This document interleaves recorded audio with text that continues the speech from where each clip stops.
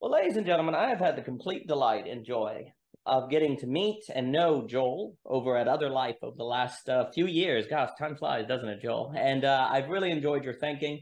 I've really enjoyed your mind. You're a prolific writer, and more importantly, you're an insightful writer. It's not a virtue to write a lot, but you managed to put together writing a lot with a lot of insight that happens to be about some of the essential, consequential issues that are at the ground level of thinking in Christianity, particularly that if they are off, everything that follows is off, almost like building a foundation of a house. If you're off by an inch, by the end, you're not in a good place. And by going to those fundamental issues and topics, they bring new insight to everything that follows in critical issues of Christianity, the formation of the church, interactions with society, et cetera, so forth. And you write very clearly, you write very well. And it is a pleasure to have the chance to speak to you today, Joel, on your new book, right here, The Natural Theologian. This is the part where they have the graphic in the video where it pops up and it like glimmers and every different things. The Natural Theologian, which can be found on IngramSpark.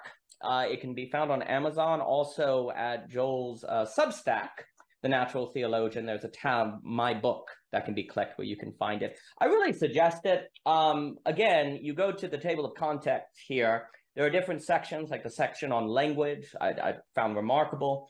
Common grace, we have Christian empiricism, Christ and culture, I can keep going. And each one of these essays, you really get a lot out of each one of them. You take something away. I took a lot of notes. I have my, I could show you all the little writing in the marginalia, on the margins of the text, was writing, and you know, you can see here kind of the text. My handwriting is amazing. So all of YouTube now knows that my handwriting is outstanding. So Joel, I guess to start, one, why do you call yourself the Natural Theologian? Your background a little bit, and what are you hoping that people get out of this text? Obviously, there's a lot, so that's a very open question. And again, Joel, it's really a pleasure to see you today, and thank you for being here for this opportunity. Well, thank you, Daniel. It's been great to get to know you. I joined Other Life and the Indie Thinkers course last January, so a little over a year, but a lot has happened in that time. It's been very inspiring. I appreciate how you just encourage absolutely everybody in the community with utter enthusiasm, as only a Southern scholar can. So I really love that and appreciate you having me on. Yeah, so the Natural Theologian, I just started to write, and the idea of like, what am I going to call it? What is the central theme? It just kind of came into focus.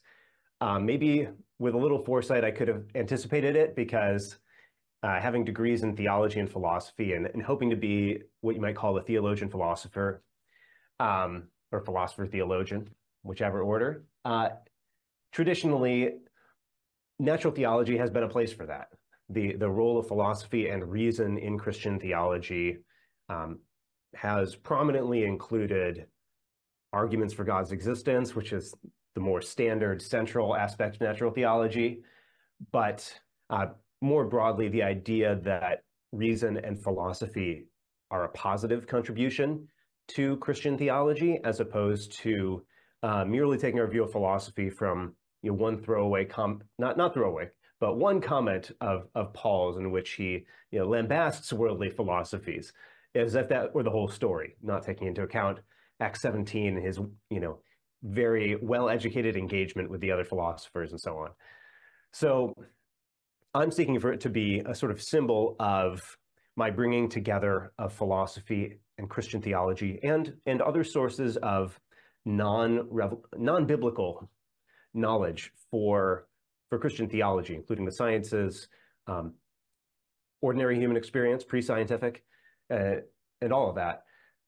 So to me, in opening this book, you're going to get a sense that Christian theology, on the one hand, needs to be shaped by these other sources. So if you're coming from a Christian, or especially an evangelical tradition, sola scriptura, the Bible alone, is often a rallying cry, and that often crowds out these other sources of information or even of revelation, which natural revelation, general revelation have been a category of Christian theology, but it can get sort of pushed to the sideline. Now that is really the focus for Christian readers, But I think the second aspect of this is that all of a sudden, Christian theology starts to not just be a sort of parochial discourse among the true believers, because it's incorporating things that Christians are not the experts on. You know, the Christian might be the expert or sort of have a special say on things that come directly from reading the Bible a lot, because they read the Bible a lot. That might not even be true, though, because let's admit that there are biblical scholars who are digging into that even more deeply who might not believe. But nevertheless, Christianity and Christian theology starts to include scientific philosophical discourse, and it's now engaging in these discourses on their own terms. And so there's no sense that, oh, you're just speaking of something that it only applies to Christians. I can sort of tune you out, which I think is often the way Christian speech and theology would be heard by the outside. All of a sudden, and I've seen this really be true, a non-Christian reader can look on in and say, oh, you're just a human talking about things. And you happen to come to certain conclusions, which are interesting or peculiar or maybe slightly insane, but nonetheless, I can tell that you're still a human. You're still using your reason and your ordinary faculties. And so I think it has that twofold purpose of broadening out the sense of the sources of Christian theology from the Bible alone, and opening up a productive discourse between Christians and non-Christians on the general and common human spheres of inquiry. So that's how I would summarize it.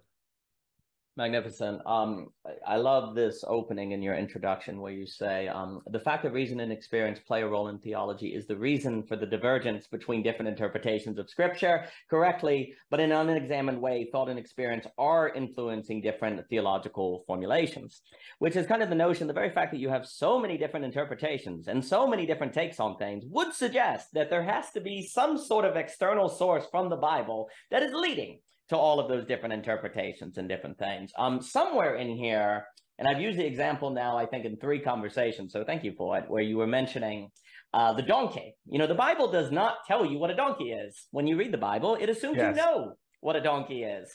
And if you take a kind of sola scriptura in the sense of everything you need to know is within the Bible does not give you the definitions of words like donkey. It assumes a common experience. And so right there, very succinctly, I think you did a very good job of showing that language only works. And then, you know, I love everything when you get into Kripke, whose name I struggle to say, so forgive me. I think that's absolutely invaluable to this debate, because if the Bible is all we know, but it assumes that we know what a donkey is, then that understanding of sola scriptura cannot really be what we think it is. It's one thing to say, well, Christians have a common reference point around which conversation orbits, and we have to reference a common text. But that thing that you're commonly referencing assumes knowledge of what is outside the text. And so you get a much more holistic vision of things, how to operate. And I think the donkey example is very powerful. And it does, one of my favorite theologians who was quite remarkable was a man named Austin Farah, and he was extremely concerned about the debates between Thomism and Karl Barth, and the idea, and he was trying to bridge them together on the idea where Barth, I guess in book 3 somewhere of the Church Dogmatics, critiques the analogy of being, right? The idea that being has, that God has an analogous relationship, and Barth's like, no, no, no. Now, I'm not an expert in Karl Barth. I hear some people say it's different than that.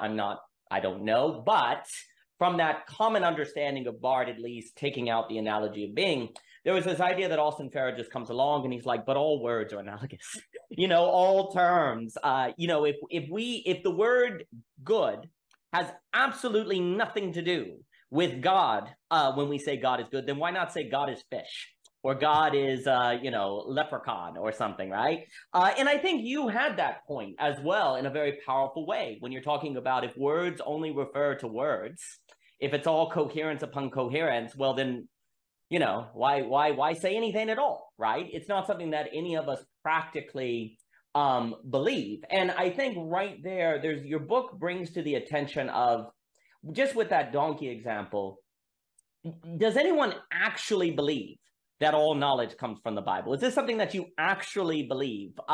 Because if you pay attention to your source of the understanding of the word donkey, It is like paying attention to yourself and where it's derived from. It is not coming from that word on the page. It is coming from your experience. And the Bible, you know, it's not, I'd be curious what you think about this. It's almost like the Bible is inviting you into it precisely because it is assuming you have the knowledge of what a donkey is, and that's almost like invitational. And what's kind of problematic is you have the wrong idea of sola scriptura, and you turn the Bible into a kind of iron prison where there's no invitation into it. It kind of closes everyone out, but you're performatively acting like you're accessing it by its own terms, but actually it couldn't be. Because you would need everything within it, which of course is not possible. That's almost like you know, I guess the last thing I'll say is there's that Borges story of the map. And one time a guy made a map that perfectly represented the territory, and he unraveled it and it crushed the entire kingdom, right? Like, because it was too long. Like a map that was the territory would be useless, right? Like, so a Bible that actually was sola scriptura would be unreadable because it would have to entail all information of everything you would ever need. And so you couldn't even read it, or it would, you know, be so big that it would crush everything. I'd be curious what you think to that. That's a phenomenal point. So for the donkey example, I have to give credit. So I was just re-listening to one of the first podcast interviews I got to do off of my writing, which my reader and friend David Frank threw out that example. You know, Jesus is riding on a donkey. I mean, this assumes you know what a donkey is. And, you know, I asked, based on some of the ideas I spell out in the book, do Christians and non-Christians and Marxists and capitalists all have different concepts of donkey? Or is this a common reference point? Because we're all human beings in this world, and we come up with our ideas and our ideologies, which give the appearance of being sort of self-enclosed, but actually we're all working from common human experience and then arriving at these different sets of ideas, often on the basis of limited evidence, and we need to broaden out our minds. So the map, the Bible, whether it says everything, yeah, I keep coming back to some of these. There's these phrases that I picked up through my education and sort of the subculture within which I've been in certain sectors of Protestant evangelical American Christianity. Like the sufficiency of Scripture and sola scriptura, and you know these words come from a certain context of theological debate, like the Reformation, where it's sola scriptura as opposed to special revelation coming from, or you know, direct divine revelation coming through both Scripture and church tradition, magisterium, with the Catholic Church. So in that context, we're only discussing, if we take a contrast between special revelation and general revelation, or natural revelation and supernatural revelation, a couple ways to get at it. We're only having a debate about supernatural revelation. And we're saying, is this just the Bible, or, you know, the canon of Scripture as it's been received, or does it also include church tradition, the magisterium? We even say, should it also include the Apocrypha, et cetera? Like, this is just sort of where is there like the final period on supernatural revelation until, you know, the kingdom comes, essentially. So that actually isn't even what the doctrine is intended to be. It isn't intended to say, and don't touch that natural revelation stuff. The book of nature, as Aquinas called it, like, stay away from that. That's really scary. No, that's not what it means. You know, there's Barth appealed to certain aspects of Calvin, talking about the corruption of human reason. You can get this from Luther. Luther lambasts Aristotle a bit. From his kind of anti-Catholic and anti-works righteousness, he's against virtue ethics as a result. You can see where there are threads of early Protestant theology that could head in that direction. But really, the thread, to some extent, Anabaptist theology, the Radical Reformation, took that and ran with that. But Protestant theology quickly became very appreciative of Thomistic theology and became scholastic, to somebody like Karl Barth and others at the time, including in my Reformed evangelical tradition, Cornelius Van Til. This was a corruption of an early sort of pure Calvin Luther tradition. But there's very much a textual counter argument to that. That's kind of, I've looked into that before. I'm not persuaded.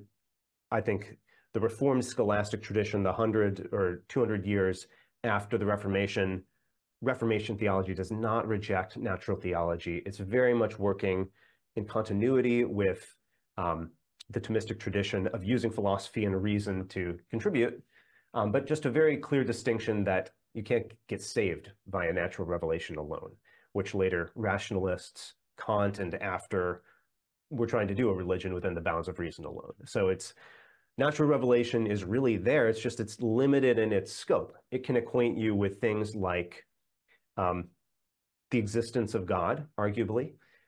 Clearly, knowledge of the natural world. Think of Adam naming the animals. God told him to name the animals, sort of a mythical representation. God didn't give him the divine dictionary or the divine taxonomy and say, here's the names. He said, you name them. You can see them. You got eyes.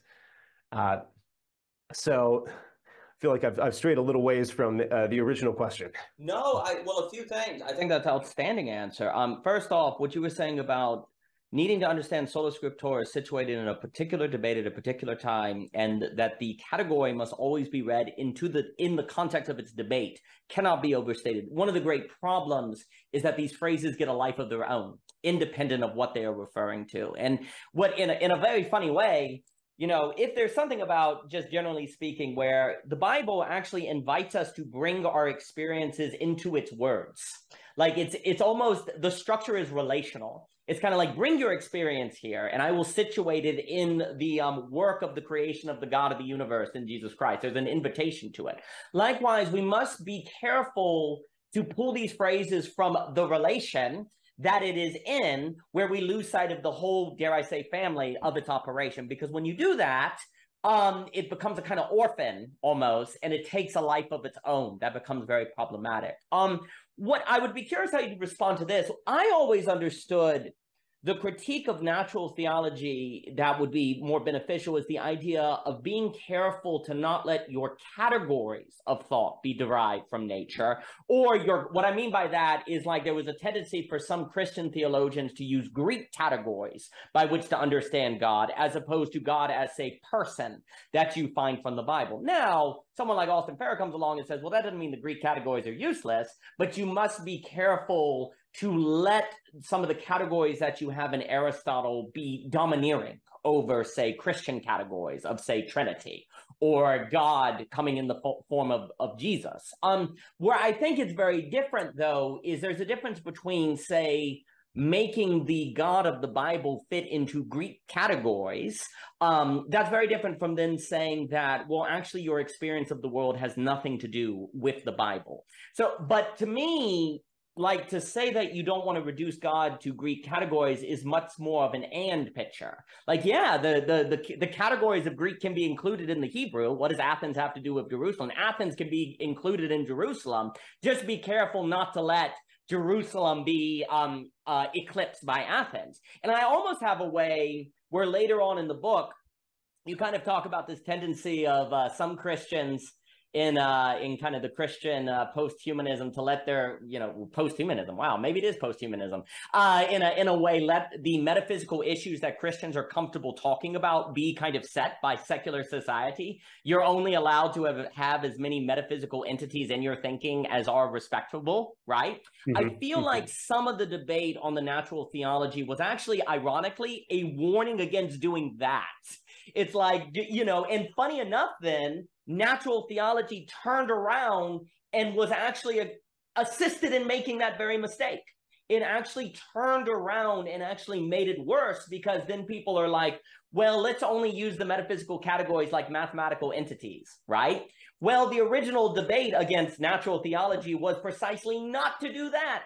Do not let the natural scientists or the Aristotles or whatever set the categories of permissible metaphysical entities. It's like, no, the categories of metaphysical entities are set by revelation, and then the experiences of nature are to be brought in relation with those categories, as opposed to only talk about the categories that can be located in nature that are then acceptable by society. So to me, like a massive irony, I know I just said a lot, I'll throw it back at you, but one of the things is, to me, there's some great irony that has occurred in the debate, where the very resistance to natural theology has fallen into making the very mistakes that the concerns about nature were supposed to actually stop. We do now in theology very generally determine what metaphysical entities we're allowed to talk about relative to what are respectable. So I feel like an irony has occurred there. I'm not sure. I throw it back to you.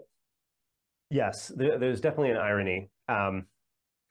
Couple things to get at there. So one of them is that in saying we need to incorporate these other spheres of knowledge, I'm not saying we need to take at face value whatever, the secular science of a given field currently says. Sure. I'm actually saying we need ourselves to think in those methods and means, which as soon as you become a practitioner of that other form of thought, even as an amateur social scientist, somebody who looks at the papers yourself and tries to figure out what's going on, or an amateur psychologist who listens to lectures about psychology or whatever it is, all of a sudden you have some critical edge. You're not just imbibing whatever somebody says.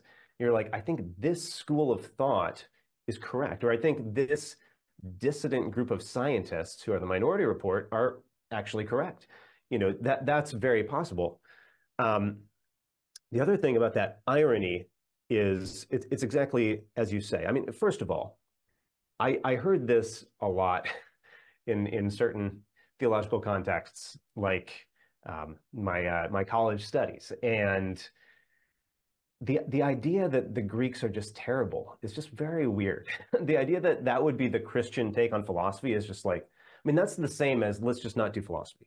And I went from one theological context where it was highfalutin people with, high academic degrees saying this in a kind of postmodern tinge, to, not to be too harsh, backwoods Reformed evangelicals saying the same thing about how, we should stick our head in the sand.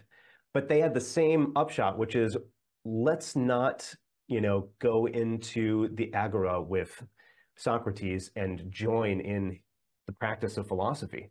To me, if you do that, the idea that, that the Greeks just gave us these categories and those are imposed on things, it's like, that's not what was going on. Have you read Socrates? Right. Socrates is just thinking about a lot of stuff. And if you want to say they kind of get calcified by Neoplatonists or Thomists, maybe you have an argument for sure. But engaging in the practice of philosophy, the same as engaging in the practice of those sciences, is not adopting wholesale a sort of calcified discipline. So this also means, I have seen this and say, coming from the evangelical kind of anti-intellectual bent of the last several decades, somebody will enter a discipline they were told was bad, like psychology, as a good example, and say, psychology seems to have good things to say. Now I'm going to uncritically accept everything psychology says and sort of bash the evangelical Christians for not jumping on board. Whereas I think Christian theology does bring a critical edge. It does have things to say about psychology. It does undermine, for example, the idea that human beings have no responsibility for their actions. It does undermine the opposite, that they ought to be totally condemned for their action. I think the doctrine of original sin suggests that there's lots going on in what Christianity brings to a discipline like that. And the Christian has to engage in the discipline. And also, with the sciences in particular, accept a more limited vision of what science is capable of doing. I remember a switch really flipped for me during my master's at U of Chicago. I was reading a lot of the logical positivists and their kind of empiricism, if you will, and something hit me at a certain point. Empiricism is humble. The idea that we need to get our knowledge through the senses, as opposed to sort of rational a priori uh, is about what is given. We talk about Kant called these receptive faculties. So to me, the idea that to actually know about human beings and about human psychology and anthropology and so on, we'd have to open our eyes and test these things. And, you know, lots of science ends up being disproven. Like this thing is perpetually going. We're perpetually trying to hone this and perfect and really receive from the world. So we're not imposing things on it. So I think when we take that approach, we're not falling into that error of natural theology or just adopting the discipline as it is. But we're not also thinking we have nothing to learn from that. We're joining in these common human processes of knowledge acquisition, Christian and non-Christian alike. You said a lot that was extremely good right there. I think also on that idea of empiricism being humble is a really big deal. When you say, oh, I need to go read science, when I need to go read history, a lot of people say, oh, you're a know-it-all. You're like, there's an arrogance. No, that's precisely from a spirit of knowing you don't know, right? And so there's another great irony where the sola scriptura, which strikes, comes across as kind of humble, Bible alone, actually has a radical arrogance to it. Like, you don't need anything but the Bible. The Bible is all you need, et cetera, so forth. When again, the very structure of the intelligibility of the Bible is an invitation to bring your experience to it. You can't separate that. I think also what you were saying on the Greek is exactly right. I'm really big on emphasizing, I know phenomenology is not a word that Aristotle would have necessarily used, but the entire structure of the metaphysics is, hey, look at that bookcase over there that's always changing.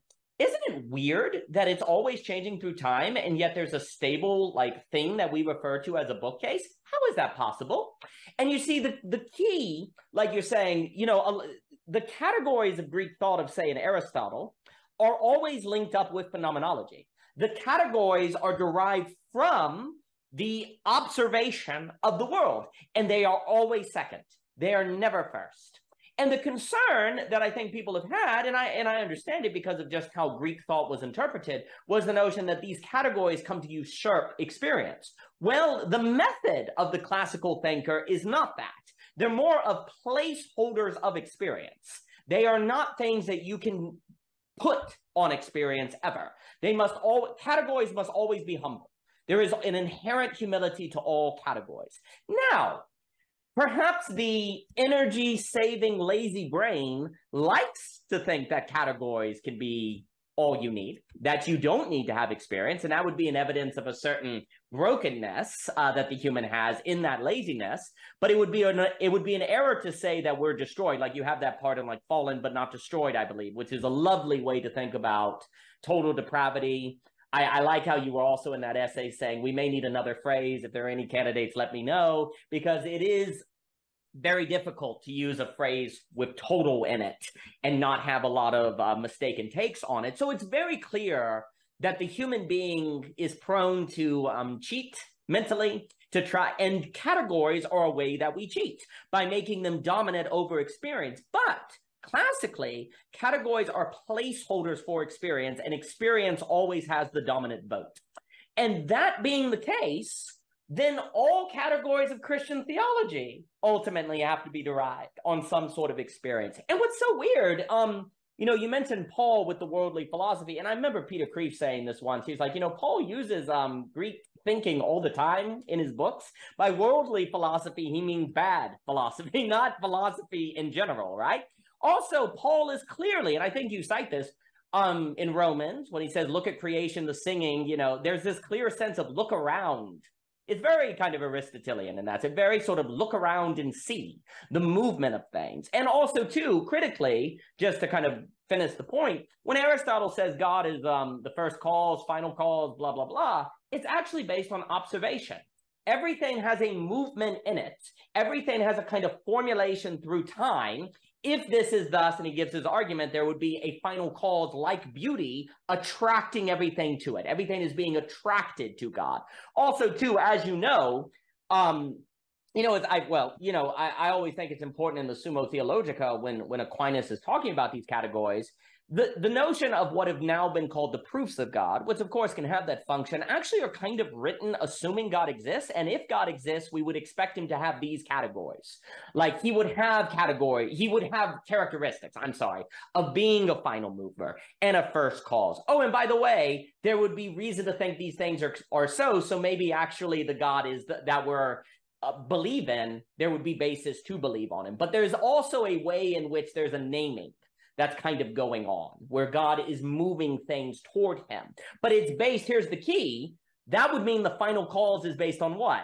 Empiricism, but, observation. It's not merely, the trick to that kind of argument is it's not merely like Aristotle and Aquinas or whatever, we're sitting around and going, hey, logically thinking, God would have to be a final cause. The idea of a final cause is based on an observation of how things unfold. It's observation-based. And so one of the things that I think has hurt, like some people on natural theology, is that you think that these proofs are just based on reason, when really they're based on the observation. That's why all of these causes, like the metaphysics is motion. It's so much about motion and change. Like the metaphysics are what follow from the physics, right? And it's like the grounds of intelligibility in transformation. Well, that's very observation-based. And I mean, the last thing I'll say, and then I'll give it, on any responses, I think like with Martin Luther, on the idea of sola scriptura, we have to realize it doesn't seem like it would make much sense for Martin Luther to be saying that the Bible is the only source of knowledge, when he has this entire sermon about the Lord's Prayer, when he talks about like the bread, and give us our bread, or give us this day our daily bread, and Martin Luther goes on and on where he's like, well, that means that God is using the bread maker. He's using the work of the hands. He's using what people are doing to bring about his providence, right? Okay, and this actually leads, some people argue to the Protestant work ethic, which blah blah blah. Well, wait a minute. So you mean to tell me that God is using the hands of the bread maker, but he's not using science? He's not using economics. He's not using other thoughts. What you have in Martin Luther is an understanding of creation working toward providence, right? And so, yeah, it's very clear that comes with an asterisk of, but we have a fallen will, not necessarily intellect, that distinction you make, which is extremely important, but you see a movement of God's providence in the hands of the bread maker. And yet he would then turn around and say, you can't use science, you can't use math, you can't use other things. It would be very strange. I'd be curious if you have any thoughts on that. Yeah, I want to come back to Aquinas. Please. But on Luther, first of all, in talking about natural theology and digging into natural law and philosophy and Thomistic philosophy, it wasn't uncommon for me to be told by a Catholic, you're about to become Catholic. And but I do think it's an important question, like where is the best place to be doing this kind of thinking? And I continue to think that it's as a Protestant. With Luther, the other part I would emphasize is his sort of sacralization of secular life. Maybe we shouldn't say sacralization, but it's probably accurate. He blessed secular life. He said, get a wife, have some sex, make some babies, drink some beer. Christians have nothing distinctive to say about how to be a barber. They don't have anything distinctive to say even about how to run the government, which that one came back to bite his descendants. But generally, the Protestant focus was on the sanctity of normal life. You didn't have to become a religious. So I actually think natural life, the secular, the natural, and the true Christian appreciation of all that is really a Protestant heritage. It's not, I think currently the Catholics are winning on it, but the Catholics are doing a great job, and I have no partisan quibble about any of that. But there is a consistent Protestant way to be concerned about this. So that's the first thing. Then with Aquinas, I think this is a way to get into the way that there's kind of a tradition here of this empirical emphasis in knowledge. Obviously, this goes back to Aristotle, but you can argue that Socrates and Plato, in the kind of phenomenological way, that they're looking at the questions just of human life around them on this very mundane level. You know, Socrates' defense of himself in court is, I'm not like staring at the heavens. I'm actually just talking about human life and justice and so on. So that's very empirical. It's very on us. You find it then very prominently in Aquinas. Aquinas is definitely kind of the theological inspiration for what I'm doing. I'm trying to kind of do what Aquinas did in a sense. And Aquinas is very explicitly following Aristotle, an empiricist. But, you know, again, this doesn't mean necessarily what it meant in the 20th century, where it's almost purely subjective sense data popping into your brain. This is empirical sensory experience as a condition of having knowledge, which for Aquinas, a phrase like nothing is in the intellect, which is first in the senses. Now, what that means for something like God, who can't be sensed, is that our knowledge of him can be only through his effects. It can only be through created things, which are, by the way, accessible to the senses. That, in fact, only accessible by the senses. You can't know anything about the world without taking it in through the senses, receptively, in that humble way. At the same time, okay, no, as a result, Aquinas, he goes through these different arguments for God's existence. And against Anselm, he says, ontological argument, non-starter. This isn't going to work because it has no sense experience. It's just us playing word games in our head. The same thing, you know, Bertrand Russell would say about it. It's word games in our head. Now, in contemporary analytic Christian philosophy in the academy, the only argument for God's existence people are willing to defend, almost, or the prominent one, is the ontological argument, which Alvin Plantinga revived with his modal ontological argument using the whole apparatus of modern, you know, Kripkean possible world semantics and all this stuff. I think that has it exactly backwards. You know, the sense that, you know, you've duped somebody into saying, oh, the greatest possible being, oh, God must exist because it would exist. You've duped somebody. You started with, you need to start with some experience in order to get this thing off the ground.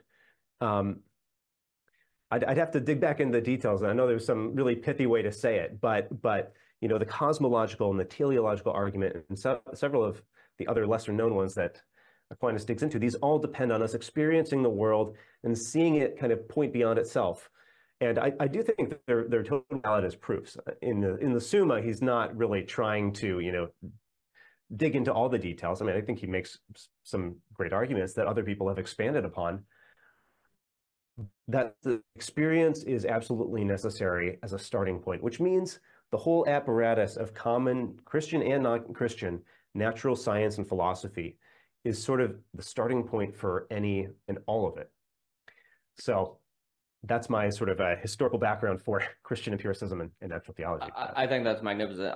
So a few things come to mind. What you said on Martin Luther should be screamed from the mountaintops. So you have this individual here that is constantly trying to talk about the sanctity of the layman of secular life, and then he's going to turn around and say that the Bible is the only authority of knowledge. Really, this is very strange. And it has been a big problem. To really see that the Protestant is concerned about, you know, in Catholicism, as we know, and I agree that Catholicism has done better at this, but there's generally a great split between the layman and the magistrate. Now, there were some Catholic theologians in the 20th century who fought against that and tried to bring back a certain honor to the layman, and it's an entirely different debate. But Martin Luther was all over that.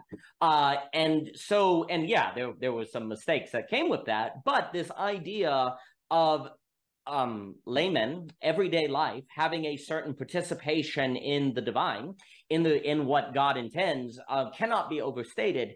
And the idea, but then you turn around and say, but if you do work in your secular life that has something to do with knowledge gaining, nah, that doesn't count. If you're doing work with your hands or making babies or whatever, that's fine, but not knowledge work.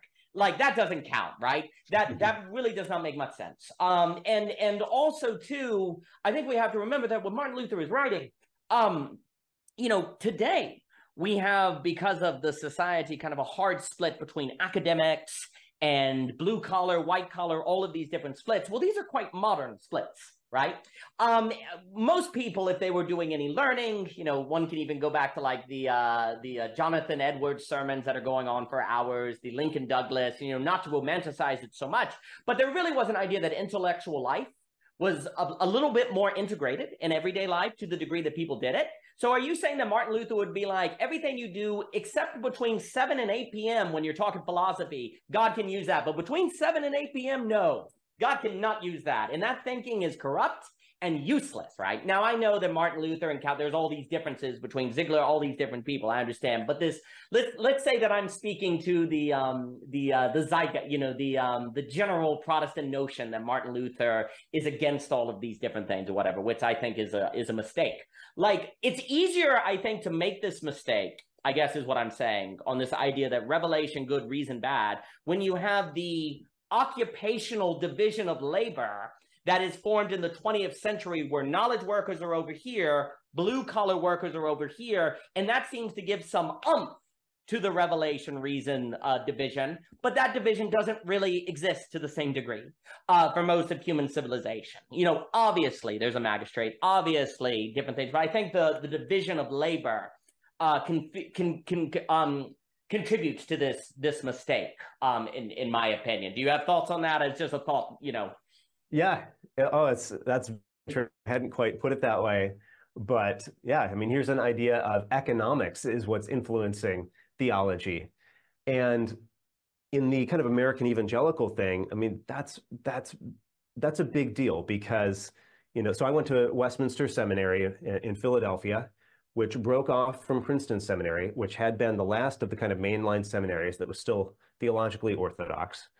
And so that being formed at that time, 1929 or so, and think about it, like the economic collapse that was about to come, but thereafter, like, American fundamentalism and evangelicalism became much more lower to middle class phenomena.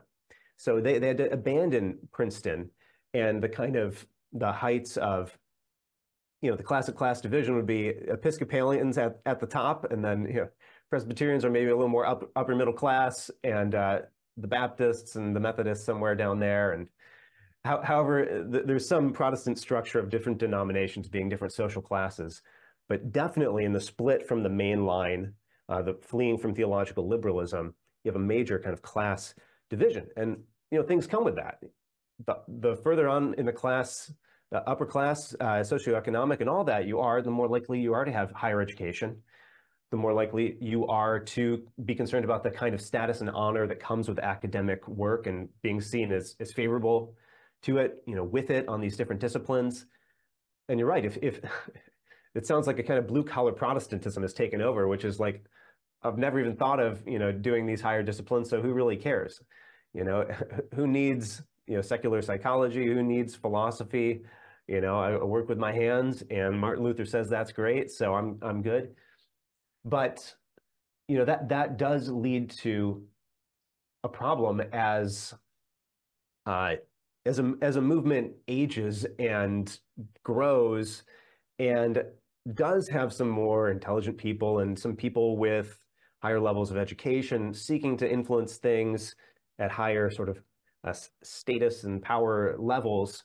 I'm thinking of kind of the James Davison Hunter conversation here for sure, that you're just ill-equipped, and your community isn't going to be behind you, isn't supportive of what you're doing. I mean, I could just anecdotally say my grandpa didn't even understand why I went to seminary, much less a master's in philosophy and then a PhD. So, that kind of, it's almost an accidental feature of the 20th century of these class divisions and not really seeing the point. And that's why I was really influenced. A lot of what I wrote last year was inspired by a single essay from a fellow Substacker, Aaron Wren, who wrote about 3 reasons why evangelicals are not leaders in our society. That was his title. He's channeling some James Davison Hunter and stuff, and just paying attention to that. And he just said a number of things that really stuck with me and made me think there's some theology and philosophy that we need to improve on, even to have kind of the theory of why we should even bother to do that. So that's one way to get at what I've been trying to get at, is a philosophy of evangelical leadership, of participation in these higher fields of learning and practice and so on. Well, the way you construct the book where it builds into that case, like rungs on a ladder, is brilliant. And then, and also another topic that I'm big on is this problem of fear that you write so well on. It is hard to overstate how destructive that has been. On what you were saying, like, the other thing you talk about in your book so well is the problem of kind of this postmodern coherencism, et cetera, so forth. Now, we can always, of course, talk about the original thinkers like Derrida, blah, blah, blah. But it's very difficult, I think, to deny that postmodernism as a general movement has not led to this coherencism where everyone is in their own kind of, and if I'm saying it incorrectly, correct me, please, where everyone is in this mode of coherence and you have to accept the axioms to believe it. And if you don't accept the axioms, you can't believe it, so on. So Christians should only talk to other Christians, basically, is what you end up on. I definitely think that postmodernism as such reflects the division of labor, because basically everyone is divided. Ideas are over here. Blue, work with your hands over here. I get my axioms from working with my blue collar hands. You get your axioms from your kind of premises, and you can't have any crossover. And really what ends up happening too is that we are not able to bridge them. The point of contact that you emphasize as empirical reality, we cannot understand empirical reality as being a contact between the work of the hands and the work of the head if the knowledge workers are over here not using their hands per se, and the blue-collar people are over here using their hands but not their head, right? The point of contact as the between space of mind and hands, or mind and heart, or body, and all these different things can never be found, right? So everyone gets into, I think, the other thing I've been thinking about is you have this part, page 5, where you say the Bible refers to real people and places, and to the extent that these are knowable or verifiable by other means, its accuracy is confirmed or disconfirmed. To render the Bible immune to falsification is effectively to deny that it is about the world. It's a beautiful phrase. I think the term falsification has come to just mean scientific experiment. There's a scientific experiment that's falsifiable or not, Karl Popper, et cetera, so forth. But when the Bible says Jesus rode in on a donkey, that's actually a falsifiable statement, because you can go see what a donkey is, see if it's writable, and see if it's possible for Jesus to be on it, right? The problem is we're actually so often using falsification to determine the plausibility of a meaning that it becomes invisible to us. And so then we can discount falsification as necessary to talk about the world when we're talking about Christianity, because we don't realize we're using it all the time like air that we breathe. And so as a result, we then are like, it's okay if Christianity can't be falsified, because that's everything. Everything that motivates action in the world is basically falsifiable. Now, not even Karl Popper said that only falsification equals meaning. He never said that. But in regard to if the majority of your thinking is not falsifiable, it doesn't compel action. It doesn't compel behavior. And it certainly is not going to motivate you to move beyond your own coherence, right? So like on this idea of becoming a leader or different things in society. Well, if the only things that you can believe in, or you think that you believe are within your coherence, then if everything you need to do to move into a position of leadership is outside of that coherence, you are never going to enter into enough motivation by finding it meaningful enough to put in the time and effort to become a leader. Right? Because meaning, to put it more succinctly, meaning creates motivation.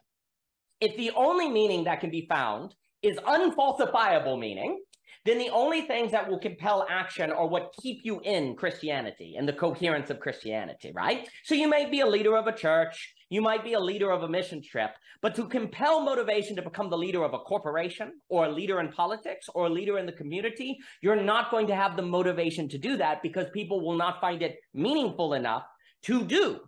Because actually, funny enough, they locate meaning beyond where falsification isn't.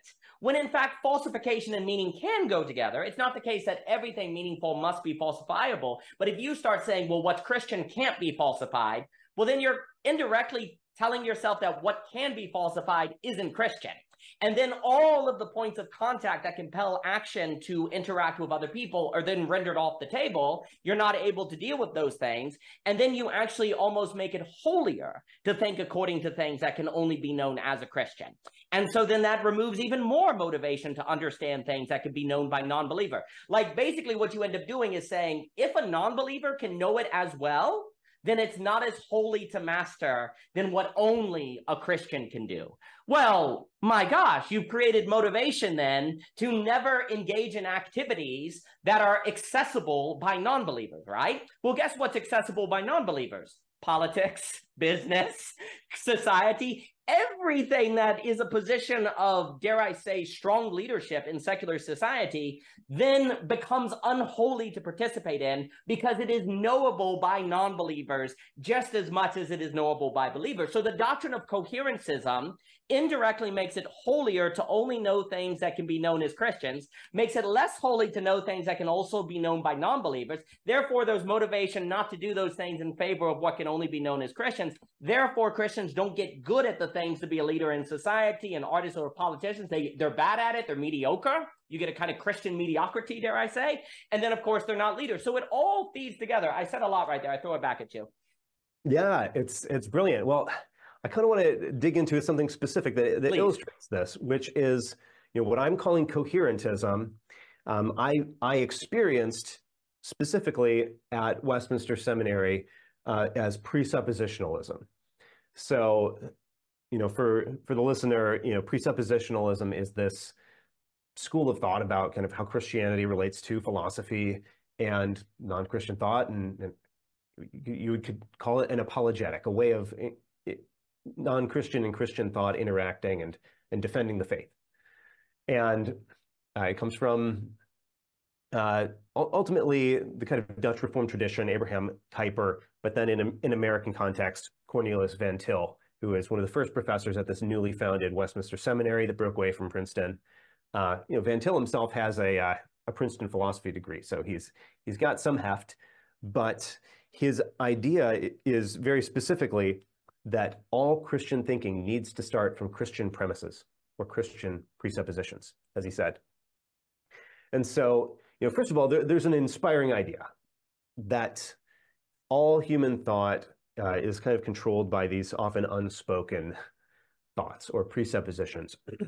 And if you interact with another field or a non-Christian thinker, they're often not going to articulate those premises, but they're just kind of assumed. So they're going to dismiss something you say because they're just sort of assuming a kind of materialism, for instance, or sort of postmodernism, as I use it, that doesn't allow for there to be absolute truth, or what have you. Now, that's very true that people often don't articulate the most fundamental claims. I think in analytic philosophy, the kind of predominant scientism is just rarely articulated. People, the smartest of philosophers will just not defend it. It's hard to find a true defense of their scientific worldview. They literally just defer to the scientists. The scientists say this, that is our worldview. Now we move on from there. And so that's very valid. I don't think recognizing that compels this presuppositionalism or coherentism, though. Because yes, the whole philosophy was you've got to reason from Christian premises. Well, then how do you bring anyone to believe in Christianity? Because they've got to start from somewhere. They're outside the circle now. The second question is, how did we get in this circle? And presumably we were born into it for the majority. So let's just recognize that our beliefs might be unfounded. So the idea that there's no starting point outside, it just undermines the intellectual credibility of Christianity in the first place. And second of all, really leaves you with nothing to say. And as you were hinting at, this creates a new religious secular divide, a new clergy laity divide. And it's something that I've even been trying to overcome, having been to seminary, where my preconception was that pastor and seminary professor are the holiest professions. It's not just that I'm into them. I'm super interested in these topics. It's like, these really are the highest, the holiest. And I've just come to reject that. I think it's just got way too much in common with, a first century young Jewish person thinking that becoming a religious scribe is just, or a religious scholar or Pharisee is just the highest of callings. This is clearly the best way to know Yahweh. And it's like, well, Jesus thought otherwise. But so this is something that just compelled me, like, this doesn't work out. And I feel like the further questions about common life just weren't addressed by the seminary. So first of all, you've got this sense that when you become a pastor, you're going to be hit with thorny questions that you're not going to have an answer to. And almost nobody's going to ask you to exegete some obscure verse of Malachi that you wrote a paper on. And all this stuff that you trained for is just going to be useless. But then furthermore, the idea that there are these secular Christian, secular callings for a Christian where you could really serve and do what the Bible calls good works that are prepared beforehand for us to do, it's sort of optional. Yeah, I mean, if you're kind of into that, if you didn't have an interest in seminary, might not be putting you to the best use, but, you can do that. Arguably, it'd be better if you quit your job as a businessman and, served in a Christian ministry as the accountant or something. But because of this Christian coherentism or Christian presuppositionalism, you literally were without being equipped. You just weren't equipped to have the knowledge or the secular expertise in these other fields. And what I'm ultimately compelled by is the fact that that applies to everything. Like, it actually does apply to preaching and ministry. And so there's actually nothing you can do without these forms of secular expertise. Even, as I mentioned earlier, knowledge of the Bible is a form of scholarly expertise. Christians are actually often inhibited from understanding the Bible by a sort of pious, automatic belief in every word it says and lack of interest in literary and historical questions about it. So I think it's just the problem generalizes to a lack of evangelical leadership and Christian leadership in all these arenas. I completely agree. You have this wonderful line, and I love what you talk when you talk in this one essay, The Assumptions of Analytic Philosophers. It's a brilliant essay. And you have this one line that I underlined and put a bunch of checks next to that comes to mind here, where you said, analytic philosophy is nominalism masquerading as realism. That's a beautiful line. So nominalism has a lot to do with the idea that, like, metaphysical abstract entities don't exist, and realism is the idea that they're real. And so there's this idea that an analytical, kind of the analytic philosophy, it's a lie. There's a kind of hiddenness going on there. Well, likewise, I'm afraid that sometimes that can go on as Protestantism is actually dualism masquerading as Christianity, or it's actually kind of a form of Gnosticism or mind-body split that's masquerading as incarnation and new creation. It's very, when you start talking as if basically being a pastor is holier than running a wholesale, there is some sort of divide there, right? There's some sort of dualism. There's some sort of hierarchy. There's some sort of doubleness that's going on. And, then there's all this, there's more and more Christians that are concerned about the idea of, going to heaven, rapture, these things are dangerous. That was a big movement. There's still lots of people that think this way, but, obviously N.T. Wright was Surprised by Hope, has done a bunch of work on that, but there are other thinkers as well. But the issue is that if you move, you could even look at it in the meaning of creative act. It was like, we need to emphasize new creation more than salvation, right? Like, redemption, creation, and so on and so forth. And a lot of people say that. A lot of people are starting to talk that way.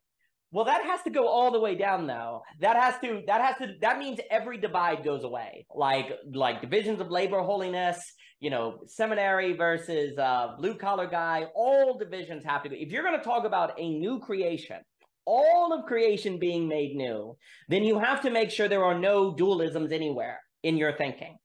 Because the moment you talk about dualism, you're talking about something's going to be saved and something's going to be lost, basically, right? You're not talking about redemption of all things. You're not talking about all things new, right? You're talking about some things new. So you have to be very careful to have divisions in your mind, and you have to be very careful to, as a Protestant or a Christian, to, in the name of holiness, in the name of being a good Christian, actually follow a theology that's anti-Christian, right?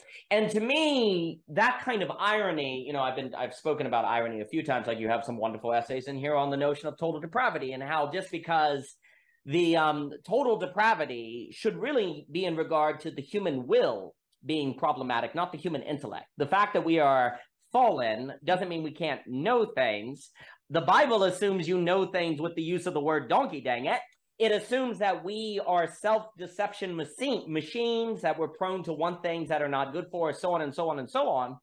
Well, you know, that means for me that humans are very prone to irony, which means that the things we think are good, we will them in such a way that they're bad, or we will the bad in a way that we think is good so we don't have to admit to ourselves that they're bad. So there's these ironic activities going on. Well, to me, there's been this irony that has occurred in Protestantism, where in the name of new creation and kind of bringing about new life, you've brought about a theology that creates a division in creation where not all things can be redeemed. So in the name of salvation, you've doomed the blue-collar worker. You've kind of doomed people who aren't seminary professors. You really, and you see this, right? You see all these Christians who almost feel guilty to not have a ministry, to not have a missions. They almost feel bad to be successful business people or to focus on a small business. They almost feel like they need to repent of that. This is awful. And this absolutely limits the work of new creation. Like, you're basically saying new creation happens in the church. All things are new in the church. And you see, I think also, and you say, well, yeah, because, you know, the Jesus is coming for the bride of the church. I'm pretty sure the church is supposed to refer to all of creation, Dayan. That's why Genesis has this structure of the making of a temple, right? You have this temple structure in early Genesis, you know, between the two creation days. Like, you have this, and N.T. Wright will talk about that, and I think it's a beautiful notion. So the idea that you're basically creating a theology that says all things are new in the church, becomes a very limited kind of idea of what it means that all things are new or that creation is being redeemed. And I think then what follows from this on this Christian presuppositionalism, I don't think it's by chance that then you get kind of doctrines of salvation being the work of the Holy Spirit and it's not in our power. Common, you know, these kind of ideas of there's a rapture and some people are elect and some people are not. You in that presuppositionalism, a lot of deterministic thinking, a lack of agency has to follow from it, because you're either in the coherence or you're not. And if you're not in the coherence, well, you know, we have to come up with a theology for that. And you get these very problematic kind of notions of how salvation works, how the Holy Spirit works, what God is doing, that becomes very tribal, that becomes very sort of outside of human agency, because that's kind of what has to follow if you're following a presuppositionalist. And then I'll throw it back at you. And I had things to say on Aquinas and Anselm because that was really good. But I also think the problem has happened is that we think of falsification as purely science, as opposed to falsification being how you can refer to all tactile knowledge. All tactile knowledge is falsifiable, dang it. Like a hammer, like Heidegger's famous hammer example. A hammer is, you use it this way. You can falsify that. Turn it around and use it the other way. See if a hammer is best by using it this way. Fixing a pipe. Okay, falsify if you can use masking tape to you know, I have a pipe that has a little pinhole leak in it and different things. I can falsify pretty quick if duct tape is enough to fix that leak, right?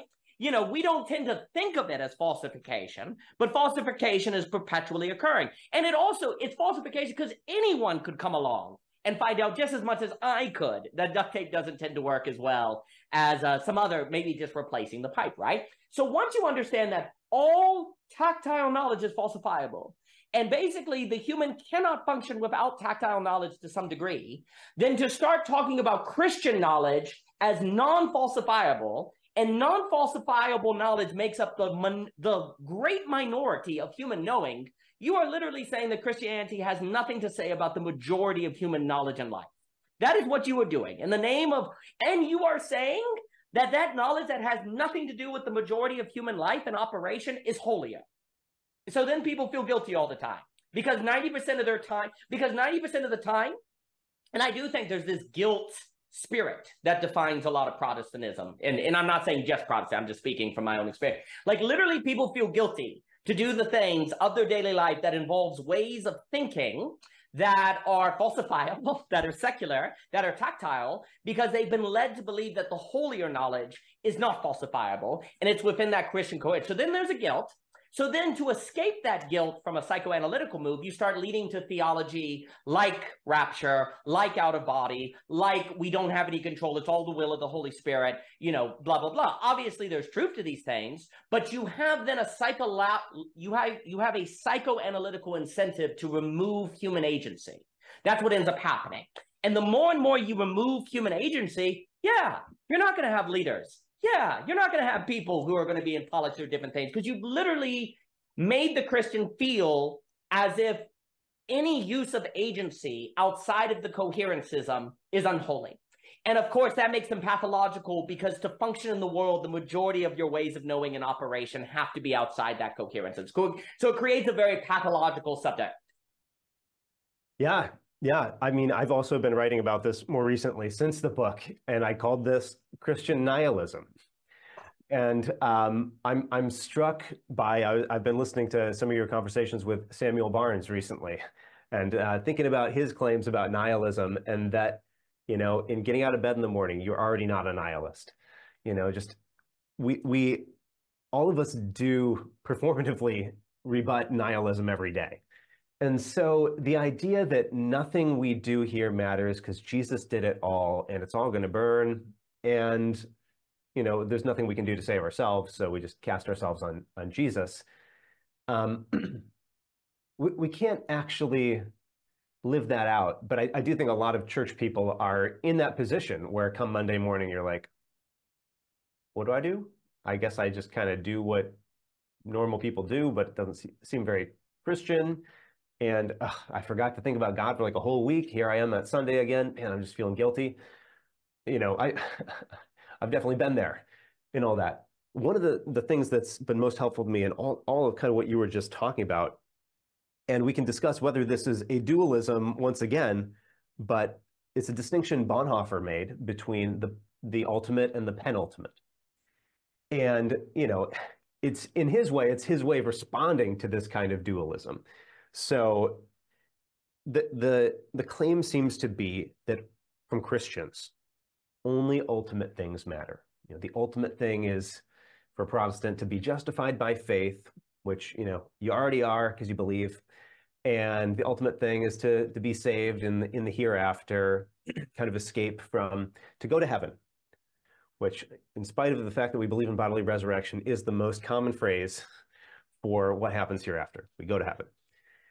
And in all of this, just normal common human life between now and then seems so unworthy. On a scale, it's just zero, because the other thing has infinite weight. So by comparison, this is nothing. And as a result, we're just left with like, what do we do? And there's different versions of this. You referenced a few of them, the rapture stuff, or I kind of grew up with conversionism, where the only thing is the very first moment of becoming a Christian. And then, what are we going to talk about for the rest of the Sundays of the church calendar? Well, did you really become a Christian? Did you backslide? Do we need to return to Christ? It's all about that initial moment, but you got to do something. So we just kind of keep returning to the initial moment. In the kind of reformed, a little bit headier Calvinist context, and this would actually be the same as the Lutheran. It's focused on justification by faith. It's all religions out in the world, including secular religion, are about how you work your way to God. But Christianity is about how you don't have to work your way to God. You don't have to work your way to God. Jesus did it all. There's zero for you to do. Have a great week. And that's like, I mean, I went to a Reformed seminary, premier Reformed seminary. That's how we're taught to preach.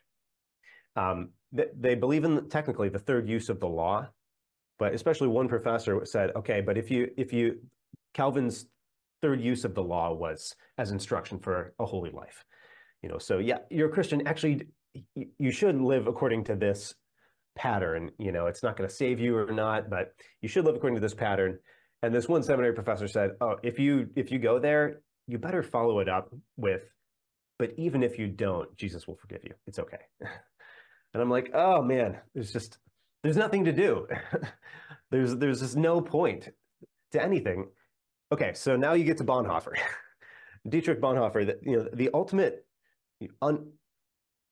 following out this line of thought, you end up with the German Lutheran Church and Christians in Germany saying, we just want to kind of be hands off about public life, Christianity in the public square, government, that's just a secular thing. We let the secular people deal with that. And we just, have our holy little church and we just do the pious things, German pietism in our church. And, next thing you notice, you've got, Nazi chancellor killing the Jews. And you're like, we're just going to stay out of this one. We're just going to sit this one out, And what Bonhoeffer comes to, so he writes his ethics from Nazi prison cell. He's already been caught for choosing to be involved in the scheme to kill Hitler. And he's like, yes, in Christianity, the ultimate things are the ultimate things. But we kind of forgot about all the penultimate things, the things that come before that are, and I think there's a correct way to say that these aren't really separable from each other. But Bonhoeffer's point was these things make a difference. Like whether your government is Nazi or, classical liberal or, socialist or conservative, or, even not along ideological lines, whether it's just being run well and, doing things efficiently and well, and that's just in the sphere of government. This can make a real difference. You might not even be able to, tell people the gospel if that gets outlawed or something like that in the most simple example. But on a broader level, how do we even live out the Christian life? Well, the fact is, even the most consistent Protestant position is not that you can know you're saved already and have nothing to do. The straight biblical teaching is you will know them by their fruits, and apostatizing from the faith is entirely possible, and we need to live out a life of obedience and good works. And these things are also just intrinsically significant, like whether the person down the street is suffering physically, or you could bring them some help and some sustenance and provision, that makes a difference. And that pleases God. And Jesus speaks about when you do that, you are doing it for me. And the people who don't do that stuff, I'm going to say, see ya, I never knew you. So the fact is, we've got to come back to everything matters. Sunday matters, but not in the end more than Monday, Tuesday, Wednesday, Thursday, Friday, or Saturday. In fact, because you're out in the world, you might be doing the more important things the rest of the week. And again, back to coherentism and presuppositionalism, all those things have to be understood on their own terms. So the presuppositionalists would talk about the idea of autonomy. And what you don't want to have is autonomous reason coming in and telling theology what to do or something like that. But in the contrast to Barth, Emil Brunner was the defender of natural theology. And in his books, he talks about very purposefully the autonomy of all the other disciplines and spheres of human life. Like if you want to do plumbing, the Bible ain't going to help you. You're going to have to understand things on their own terms, the laws of porcelain plumbing. That's what you're going to have to study. It's knowledge from outside of Christianity. And, every day of the week, you're going to have to use those principles. And that's how you're going to do good works for other human beings and, show them the love of Christ, not always explicitly. Your plumbing van doesn't need to have a bumper sticker with a fish on it or something. It's in the work itself that, this is like what Paul told to the slaves, just serve your master well. That is the good witness. And I think we so often get that backwards, that it's by sort of leading with a Christian flag that we're a good witness, as opposed to just doing the work well. And, it's not really in our hands to make sure that explicit knowledge that we did it for the right reasons is there. And some of that's in God's hands. But this affirmation that the penultimate things, the things here between now and then, they matter. Right. You said, again, a bunch of fantastic things. I think, the first thing that comes to mind actually, there's a wonderful book by John Mausick, I believe, Secret Faith in the Public Space, where he talks about actually the whole waving the Christian flag can get you votes. It can be used as a currency. And so not only is it not necessarily necessary, there's actually a manipulative side of it. I think we see that all the time. And it also becomes tribal. He talks about Gregory of Nicaea, Kierkegaard, Bonhoeffer, and all of them were actually extraordinarily skeptical of visual, explicit Christianity simply being in service of Christendom. So it's a lovely book.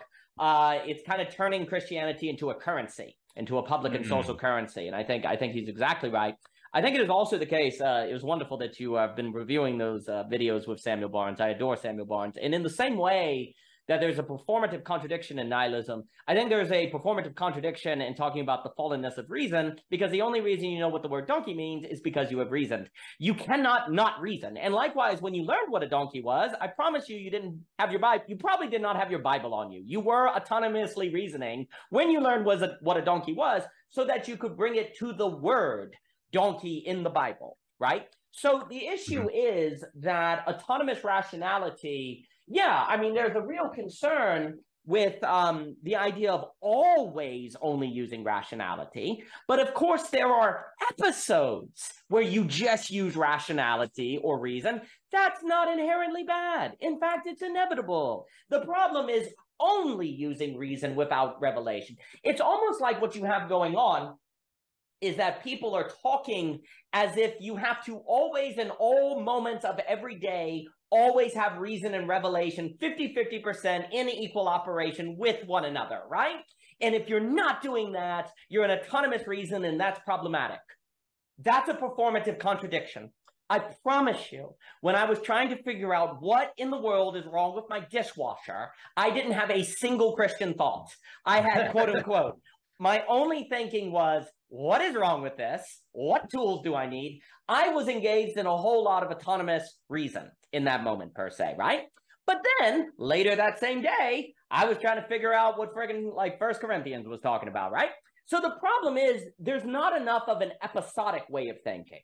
Like performatively, there are moments of more revelation than reason, other moments of more reason than revelation. And there is no human being that has a 50-50 split all the time, constantly. And in fact, when you're driving the car, you might get in a wreck if you're thinking too much about revelation, right? There are actually moments where it's good to basically be 99.9% reason, if you will, right?